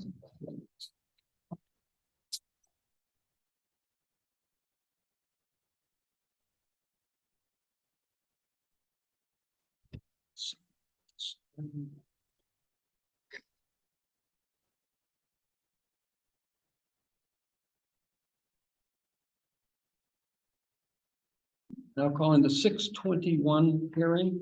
This is for Joseph J. and Kathleen C. Seulo, 65 Redwood Circle. It is a proposed septic system upgrade. Representative of Engineering Works Incorporated. This is an RDA. Good evening. evening, my name is Peter Ryan, I'm engineering work, so I'm representing the CLOs. This project, is currently, most of the kind of filed for the conditions that they're in on the house, actually putting it on right now.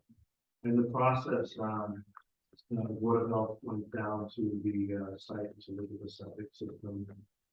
They determined that there were actually 4 bedrooms in the house and had previously been approved for 3 bedrooms. So they made a request that the system be upgraded to a 4-bedroom system, which is what we did. So we've proposed a combination of 2,500 gallon septic tank with a 1,000-gallon pump chamber, pumping up to 3,500 gallon chambers.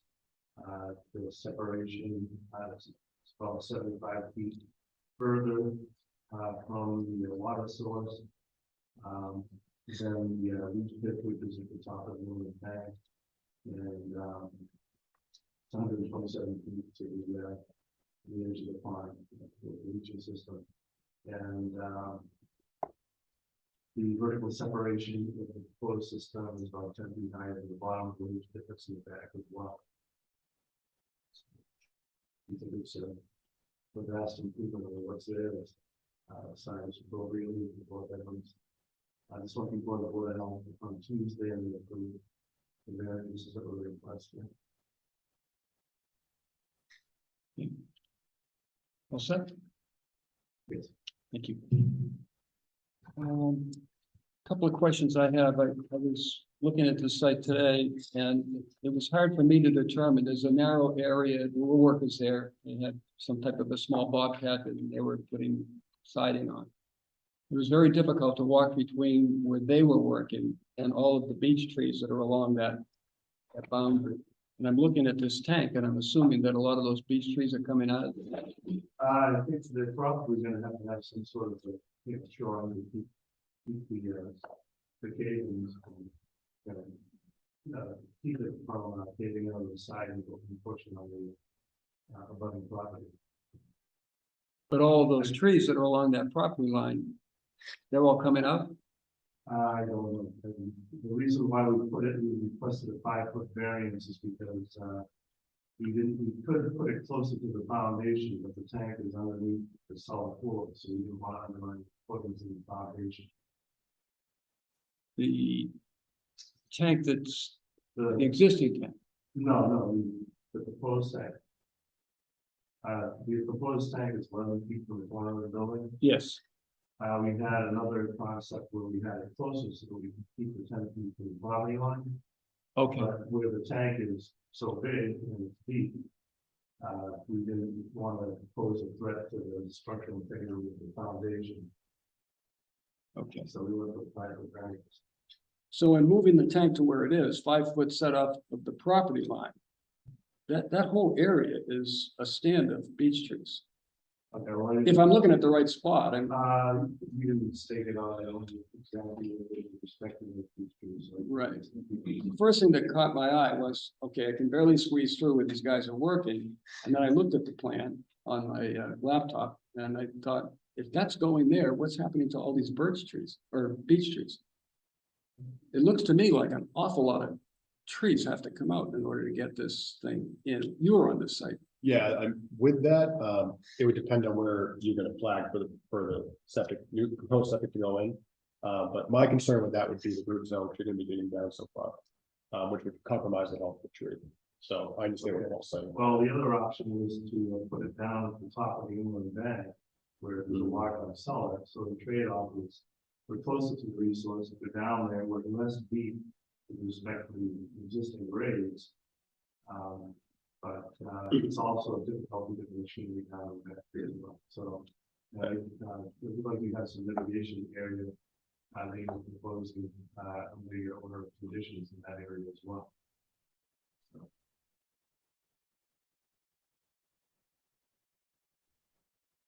It's a tight lot, there's not many options. Yeah, We have it's extremely tight. and unfortunately, my original idea was, of course, to change the plumbing, but the entire basement is finished, and we don't want to, Yeah. tear it all up to do that. So, And there's a shed on that property. I assume it's on that property. I don't see it on any of the plans, so. we, Typical, I think it was. yeah, we typical. took a lot of the information things and what did it already done.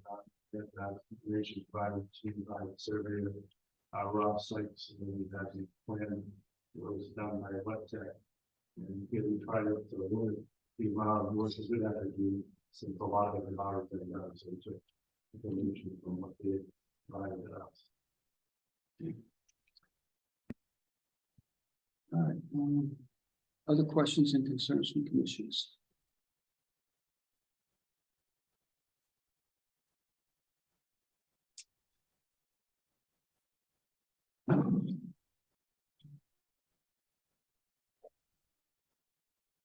Does Aaron have anything? Aaron, do you have any comments? No, I don't. No. No. I mean, we could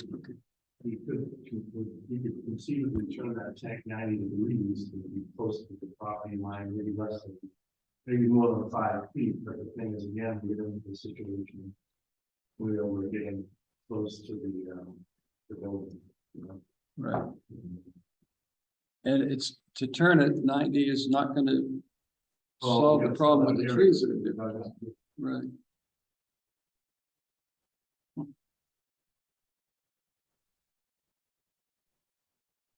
Why is this an IA system? Well, it meets all the requirements, Title V and, the local requirements as far as its distance from the pond. I have set it up so that if, and when this new regulation is promulgated to the state, there's access to the inlet manhole where we could put in a sludging. Sludging is innovative technology that's actually proving to be very effective in removal of nitrogen and phosphorus. So I think I said some things to you. We actually, there was a proof on another project we did down in Hawaii. In the flood zone where we did construction and put sludging in that is in IHB. It's something that can be brought into an existing septic tank. In this case, I didn't want to go ahead and design a micro. First of all, I don't think we can get a micro test that would be able to service it. So I think those options were on. This thing here with the 4-foot inside diameter manhole, it's just a 16-inch diameter cylinder that can get dropped into that unit and just provide a quench for to have an air source from the house. So it's an easy retrofit when that regulation does come through. So Why not just do it now? I think the owner would prefer to wait until the regulation goes into effect.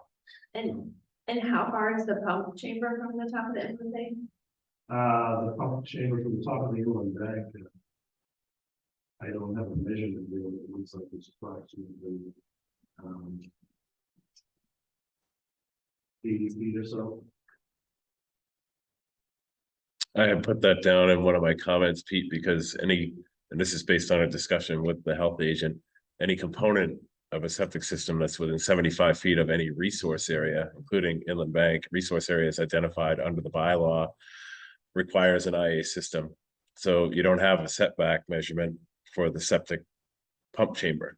So within 75 feet of 75 foot. I did not find that regulation. The only thing I could see was that it was from a water course, not from a resource area. And you referring to the Board of Health regulation? Yes. Yeah, I couldn't find that regulation.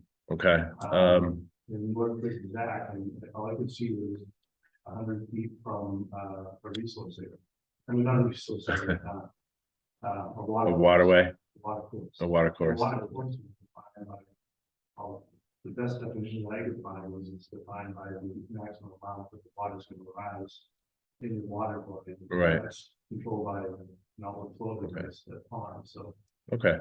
I'll have to talk to, because my conversation, and this is not just not specifically about this proposal, but similar one, any proposal that's within 75 feet of a resource area, is that's what the agent was saying is, a resource area as as listed and identified under 172-2, which is all of them. You know, whether it's an actual wetland or a wetland resource area like a bank, coastal inland, dune, beach, you know, those sorts of areas. So I guess it's kind of unclear, but I would like to get clarification on that, just for similar projects moving forward, if that's, yeah. Misinterpretation from my part. It is something that could be easily changed with. Yeah. some revision, putting the. Sure. putting the sludge in there. I'm not Right. opposed to it, it's just that I just don't feel like you know, I'm all for the environment, I see the album, but I don't want to volunteer my customers to have to put it in, you know, it's. Right. If I was told in for the $20,000 system, just because. Right. I'd rather, you know, work for them, you know? Sure. I'm not sure that they'd be opposed to it. I mean, there's all Right. set up so that we have to do this, it's ready to be done. Right. Yeah, understood. It's an easy change in the plan, so. Peter, I have a follow-up question. The existing leach pit to be pumped and filled with sand and abandoned, is that already filled with sand? To me, it looked like there was a big sandy I patch, think right? it's still operational, you know? It is still operational? Well, you can, I was going to say, you see on the picture, bottom right, Bottom right, yep. I didn't know if they, Well, you know, I haven't been there since we did the soil evaluation, so I don't know what additional work has been done. But at the time that I went down there, you know, the soil evaluation, when I was still operational, we went down to the 10 elevations in the 2 years. okay. So, All of the cement structure that you see in that bottom right picture, that was not there today. It was just a big sandy patch. And I just assumed that, all right, now I'm standing right where this leach pit is going to be dealt with. And where it was all Yeah. sandy, I thought, well, maybe they've already done that piece. I don't know. they may have, it doesn't look like there's nobody living there, so. Oh, there's nobody in there, no. Yeah, so, you know, they may let them do it. I think that if they did, we need to find out because we just kind of over this. That was, yeah, that was the Yeah, it needs to be open up. Right. Okay. Anybody in the audience that has any questions or comments? Hearing none. We're all set. So I'm a little bit short on protocol here. Are we going to continue and get the measurements for this or? I would say that, well, I mean, I don't know if we can do it formally and inform the hearing then. I mean, if you can shift the pump chamber to keep it certainly out of the 75-foot, you know, obviously I want to have another discussion with Board of Health about what they consider to be setback from wetlands and what constitutes wetlands, if it's water courses or whatnot. But if you can shift it and provide a revised plan, then I don't see the need for a continuance. If not, then there probably should be a continuance just to get clarification from Board of Health about that setback. Okay, well, I didn't give a measurement there, unfortunately, I should. No, it's, So, I can get that measurement. We need to do a couple of feet. You know. yeah, that's probably, okay. Yeah, I wasn't sure if you could provide assurance tonight or if you needed time to get the measurement, and that's, you know, we just want to make sure that it's Yeah. just without clarifying that setback. Skill. So could we approve this or negative determination that if with the condition that it's all moved out of this within 75 feet of the top of the coastal bank, that's what we're looking for, right? That's what I asked Pete, if there was an opportunity, in your professional opinion, to shift, regardless of what, not knowing the exact setback, but in your opinion, here and now, is there an opportunity, let's just say, for argument's sake, it's within the 75-foot. Would you be able to shift and move to get it out of that? Yeah. Okay. It's gonna be tight, very tight. Right. Okay, And if it is triggered by, language that, you know, we don't know about, so it's a 75-foot requirement. Yeah. I can change it. Okay. You know, putting in the sludging, you know. Okay, is a- okay, yeah. And So what are we I'm gonna circle back before we even think about a motion to the concern I have for all of those beech trees. I really, if it's gonna move, I'm still not even clear how many beech trees we're talking about taking out. There's a lot of them in there. That's a thick stand of beech. Yeah. I think so. And when you have to go down as deep as you do, there's gonna be root structure damage, and I'm concerned under an RDA, we might have a lot going on here, and if it were all staked out, and I could say, okay, we are gonna lose those 2 trees, or those 5 trees. I'm just looking at literally a strip of beech trees that runs down, you've been there, you know what I'm talking about. And how many of those are going? Well, why don't we just go with a continuous, so he has the opportunity to stake it out, we can Yep. get clarification from the Board of Health. And get this into the right frame to make an informed decision. Okay, Are all of the X's on the plan trees that are coming out, or is that just where like spot elevation usually? Texas one? X's, those are elevations, yeah, okay, yeah, Elevations. yeah. so Let's take it out. Yeah, I'd like to see that. so I'll make a. Date and time, So date and time will be March 23rd at 6:21. 6:20. Let's make a motion for continuance for the RDA for 65 Redwood Circle to March 23rd at 6:21 p.m. Thank you. Second, thank you, Sandy. Any discussion on, any discussion on, did I ask? You're clear what you're looking for, what we're looking for? Oh, yeah, they wanted to say, now they want to pull the impact of the trees. Yeah. We have to move it, we have to use it. Okay. let's make it Yeah. quick. We're using the original. Great. Okay. No discussion then on that continuance request? I'll take a roll call vote. Alex, Yes. Sandy, Yes. Aaron, Yes. Yes, and I vote yes as well. Thank you, Peter.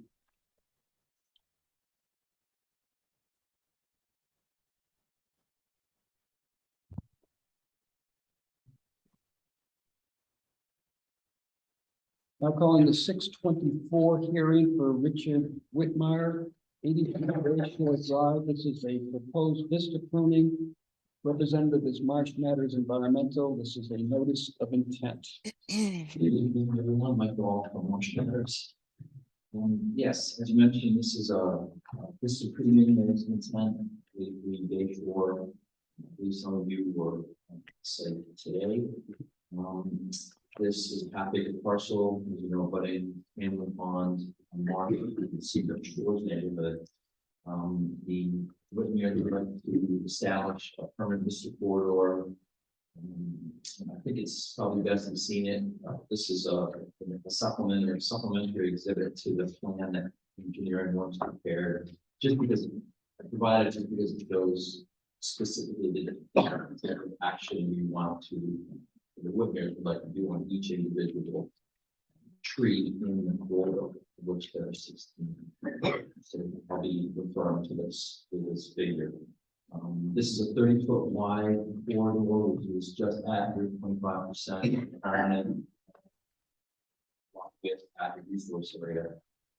Salt marsh. So our resource areas are salt marsh down at the end of the block, occurring in March.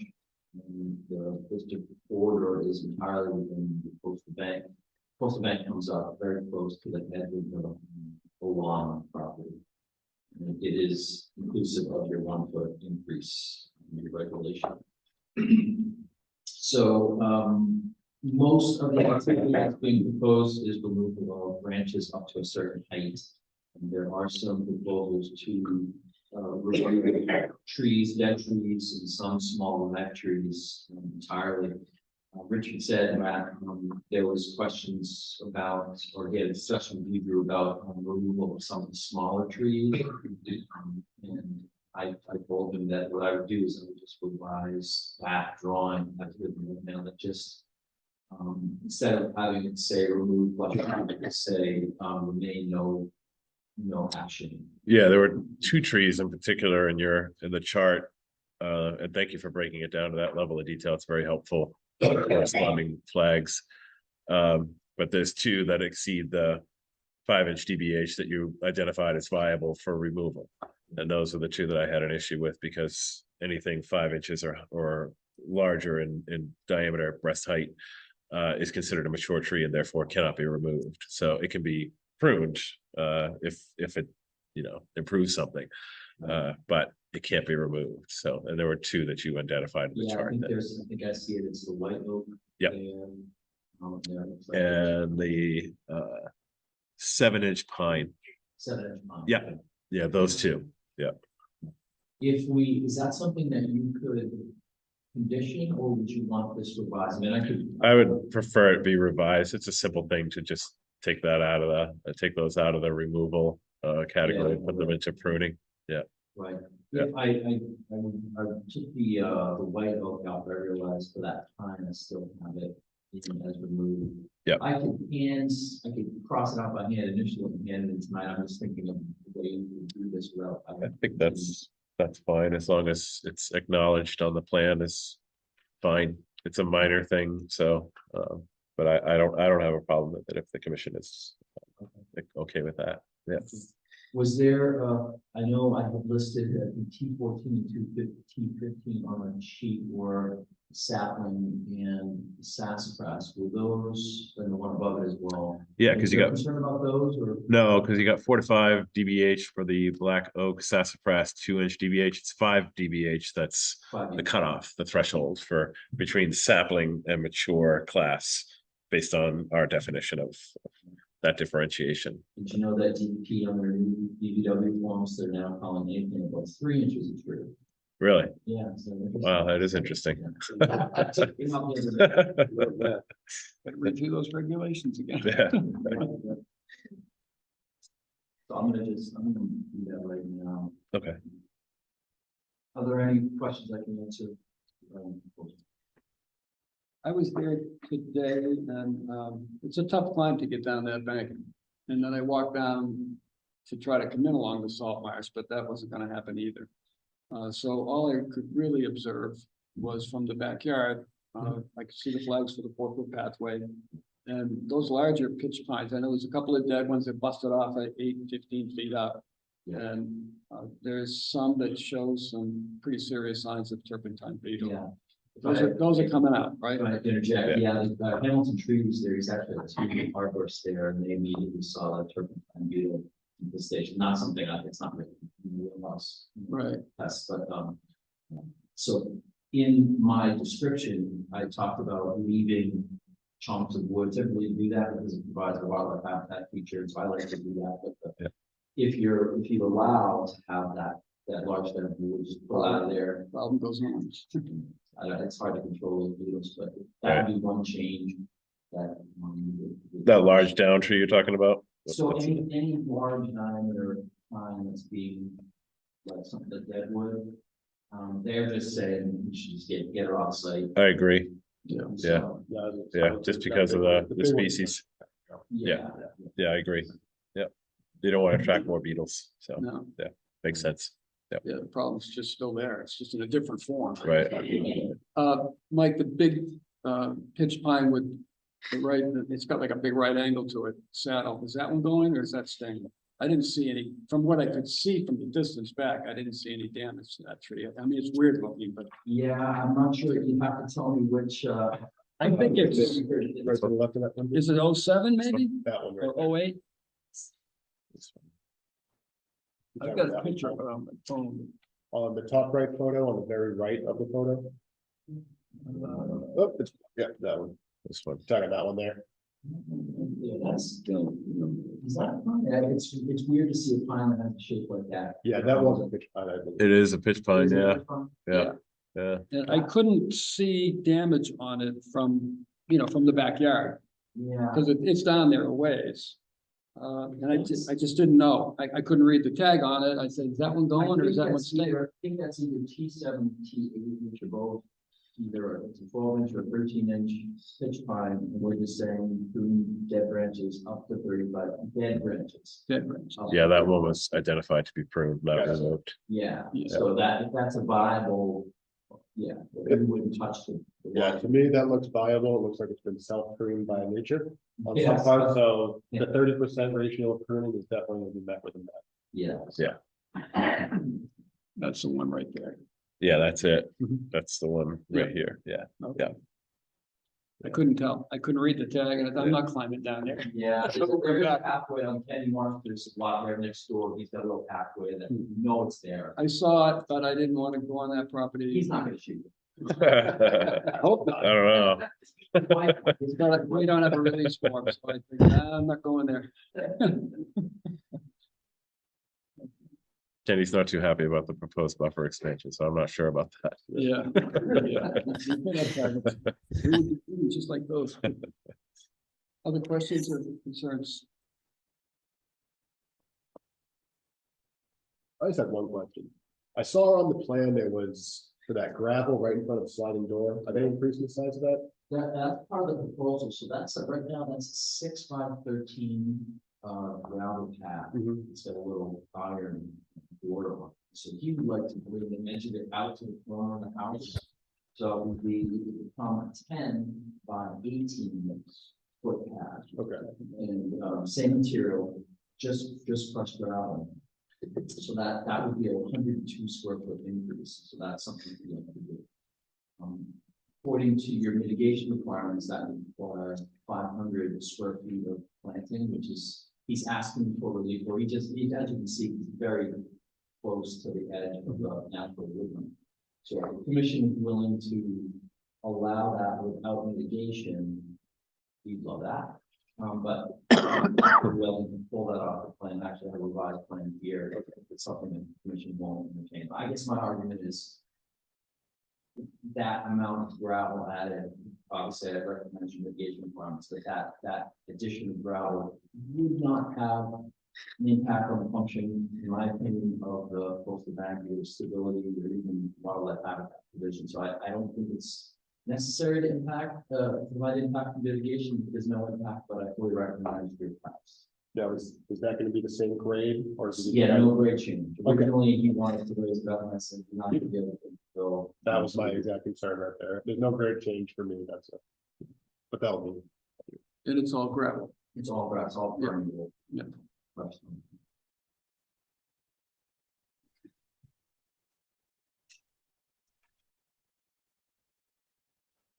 Any other questions or concerns? Aaron, any questions? No. No. Anything else, Drew? that you'd like to Nope. add? No. Anybody in the audience that would like to speak about this? No.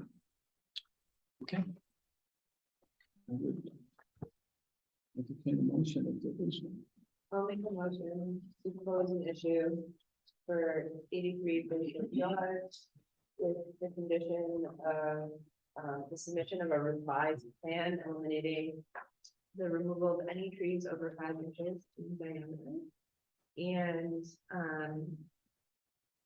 that the large pines can be removed off-site for arborist recommendations for the ones. And for maintenance and perpetuity pending, yeah, as long as we have a revised thing. And with the condition that the homeowners, notify the commission annually when they're going out to do any work in the, or not annually, but whenever they want to do any maintenance of this corridor, that they notify. That's part of the. That's boilerplate. That's part of the business. Yeah, yeah. Do you want to address the proposed expansion of that area of gravel? Yep, and so long as no fill is introduced with the gravel. No grade change. Okay. Okay. Thank you, Alex. Is there a second to that? Thank you, Sandy. Any discussion on the motion that we have? Hearing none. Sandy? Yes, I'm out of order, sorry. You vote yes. Yeah. Alex? Yeah. Aaron? Yes. Yes. I vote yes as well. Thank you, motion carries. I just have to make sure you guys pay attention. Can I get this? Yeah. Yeah, I'll take it. Thank you all very much. Thank you. That gravel area might have been part of the original proposal, because I know the 4-foot path had the flags that said part of the original orders. Didn't know. But obviously, No paperclip? No paperclip? I'm sorry. it's open, Mike. We're getting so expensive these days. Gotta keep it within the budget, right? Thank you. Thank you. Okay, we also have two certificate of compliance requests, one at 627. Yeah. 7 Chatway, are we Yeah. good with, Both of them we passed. both passed. No issues. So we'll go through that one and the next one, done. Yeah. Perfect. The hearing for 633 Town of Mashpee, we're gonna have to hold on that, town council is not finished his review of Yeah. regulation 5 and 30 Correct. this time. Yeah. So hopefully that will be Yeah, we should certainly have it next meeting. for the next meeting. Yeah. And that concludes our hearings, and that settles us back to pre and post hearing agendas. Is Dan, you gonna take us? Is there any way you signing while we're in? I can pass it around. Yep, Sorry, you can take that out of there. I just put that in temporarily. Alex is going for this. So I would ask, if Uh, I would ask if, sorry. Yeah, it relates to this gentleman here, what I'm about to say. Oh, okay. So, yeah, Mark, We all. you're gonna get up and do your presentation. Yep. Yeah. Yes. Yeah. Oh, Yeah. So it's, this is under communications and correspondence.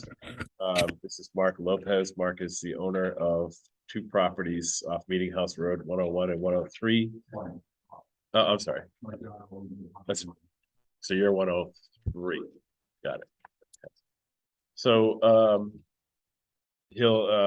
Mark will go over what the proposal is, specifically, but I'll just give you, the commission, some background here, because it's a little bit of a unusual situation, but one that's, entirely legal, and there's no legal issues with this existing condition. So what you see on the screen right now is, this is Mark's properties and his daughter's property over here, 101 and 103. This is Meeting House Road.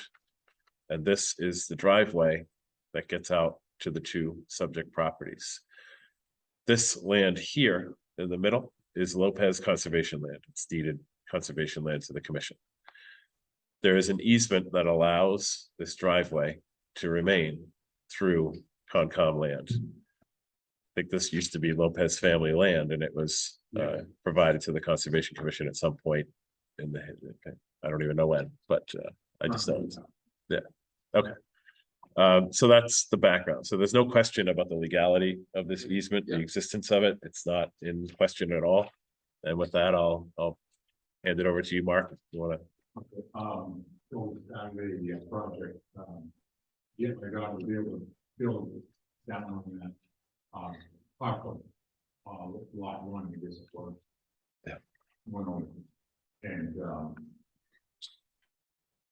some of you may remember we were looking to do lands along that process fell through. So speaking with Evan from the town planner's office, Matt from Cape and Islands Engineering, they proposed to do this and use the roadway as frontage, which was allowed through the town. So since I have had that done, it's been processed. I got her now on her piece of property, my piece of property, they're trying to get place my daughter to build a home.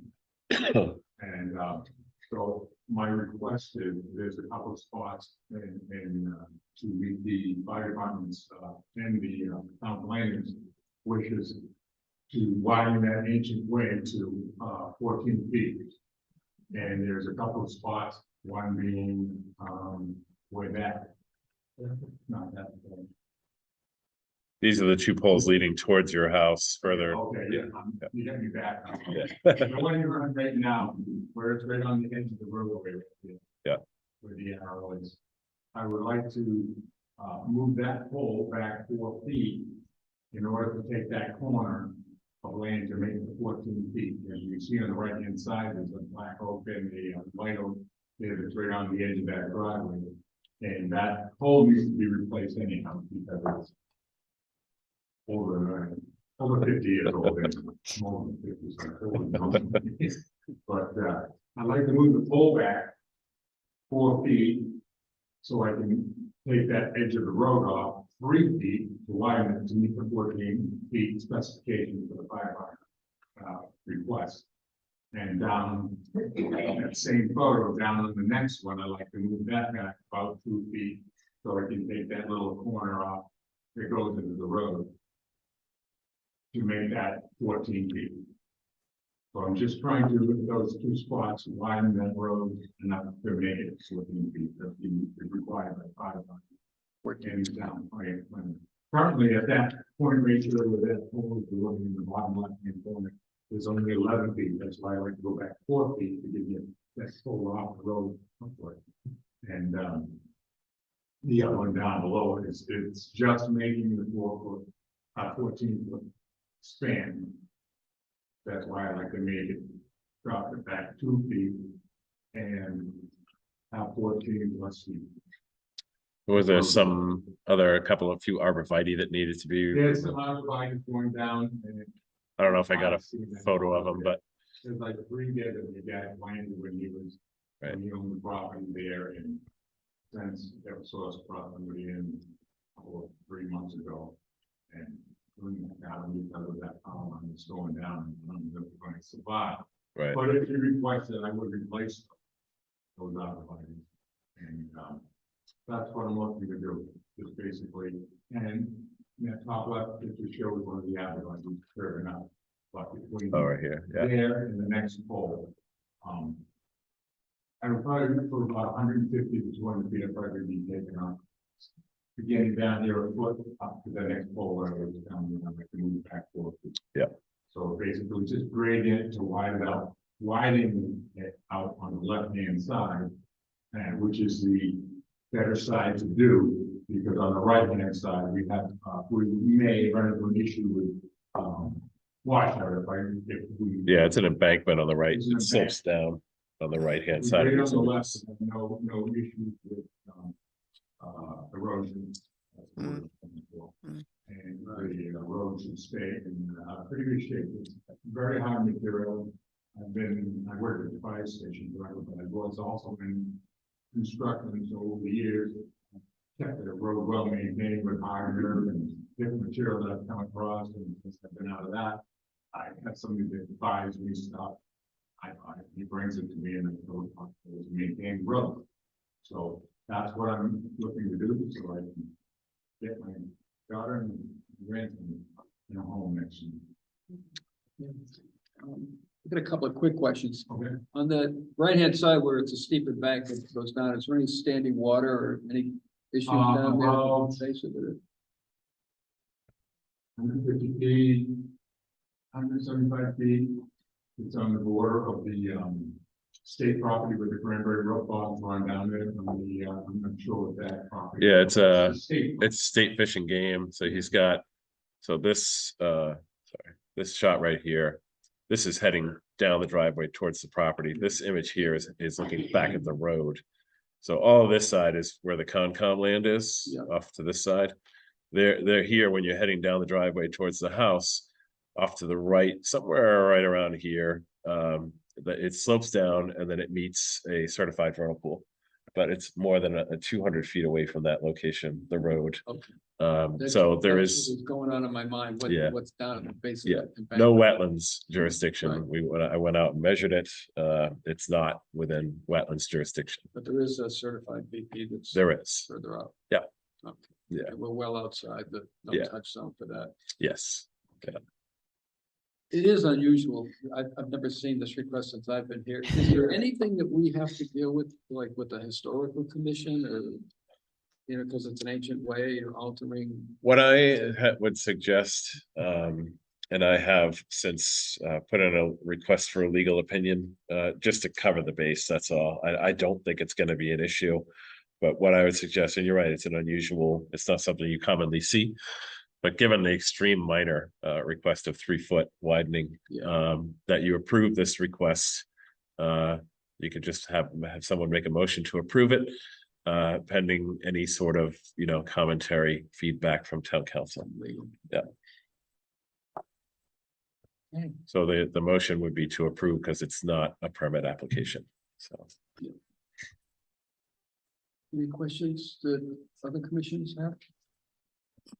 Anything from Aaron online? Nope. Aaron, no questions? No. She's good. Yeah. Yep. Okay. Anybody in the audience that would like to? Sure.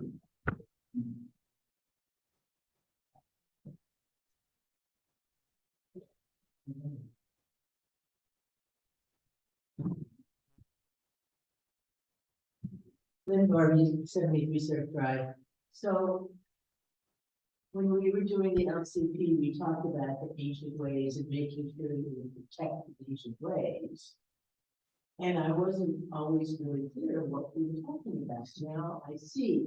My question is it when this is changed, will these changes make this roadway, ancient way, lose its designation as an ancient way, or does it stay as an ancient way, or does it become a driveway? I mean, either way, I think it's a good thing to do, but it's, for me, it was very informative that people are using the ancient way. They're not just, I have a path behind my house, which is an ancient way of going to be used. But that was my only question is, if it has a designation of ancient way, will that be removed if it's changed? I think the only way that an ancient way would be changed is if there was a change to the easement or, legal designation of it.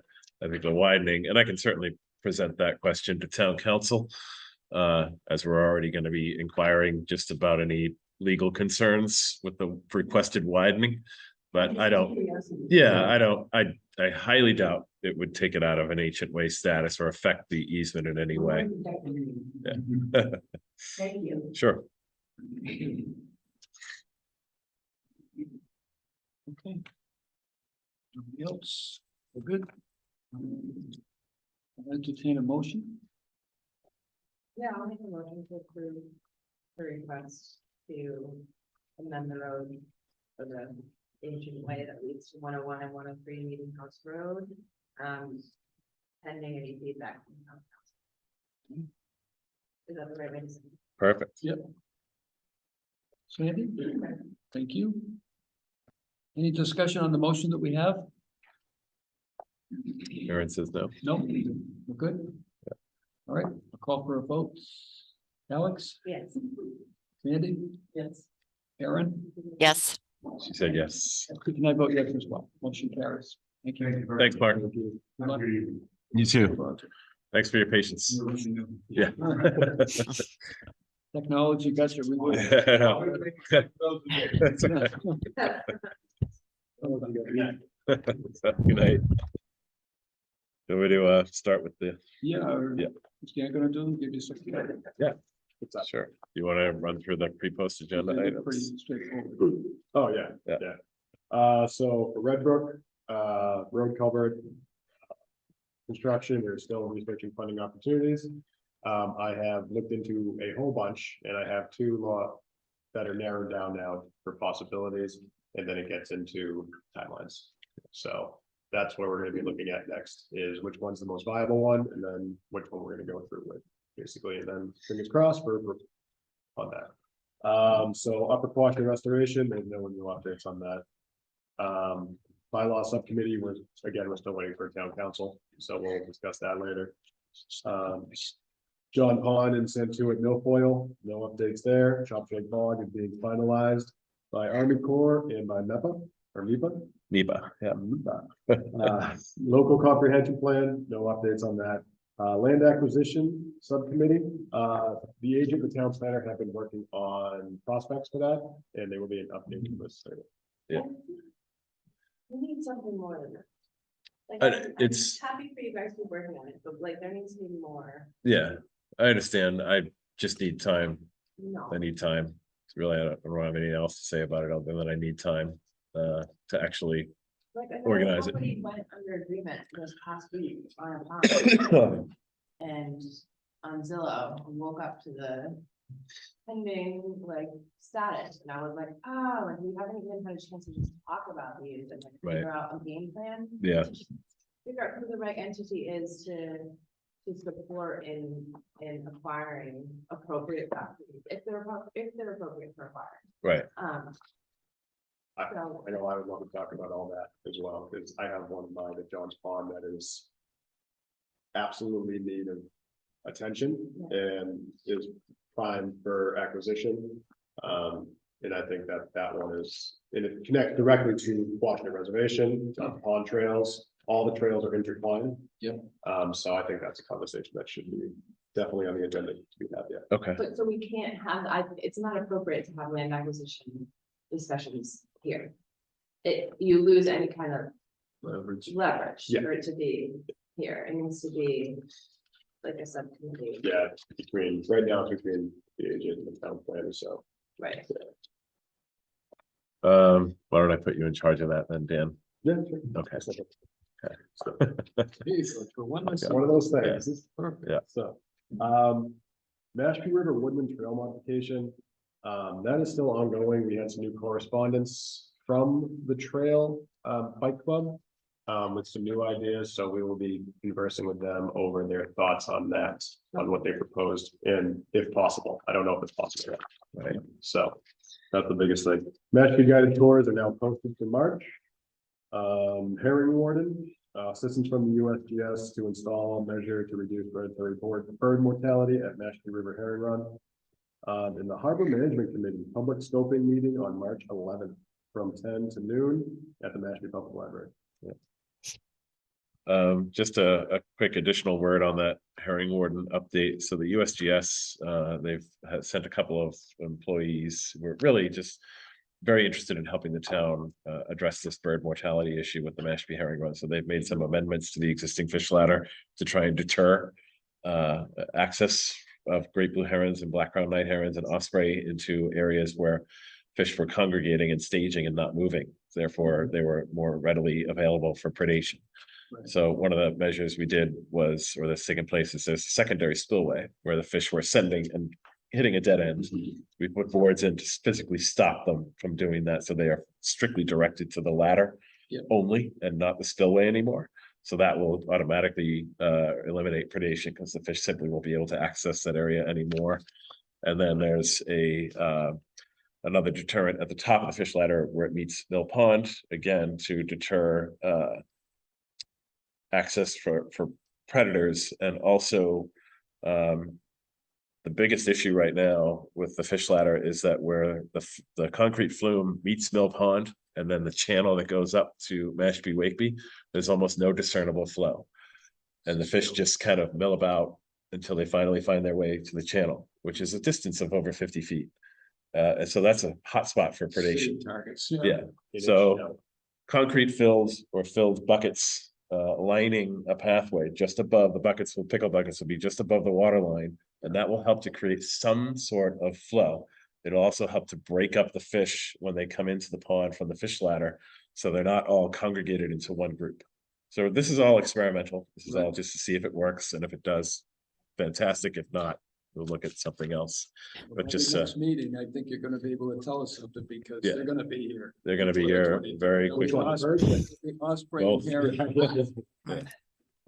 I've already seen. Everything's- Blue heron at Mill Pond. Everything's happening earlier. I mentioned to Drew that I was reading the fishing blog and they're running up at Middleborough. right? Yes. Yeah.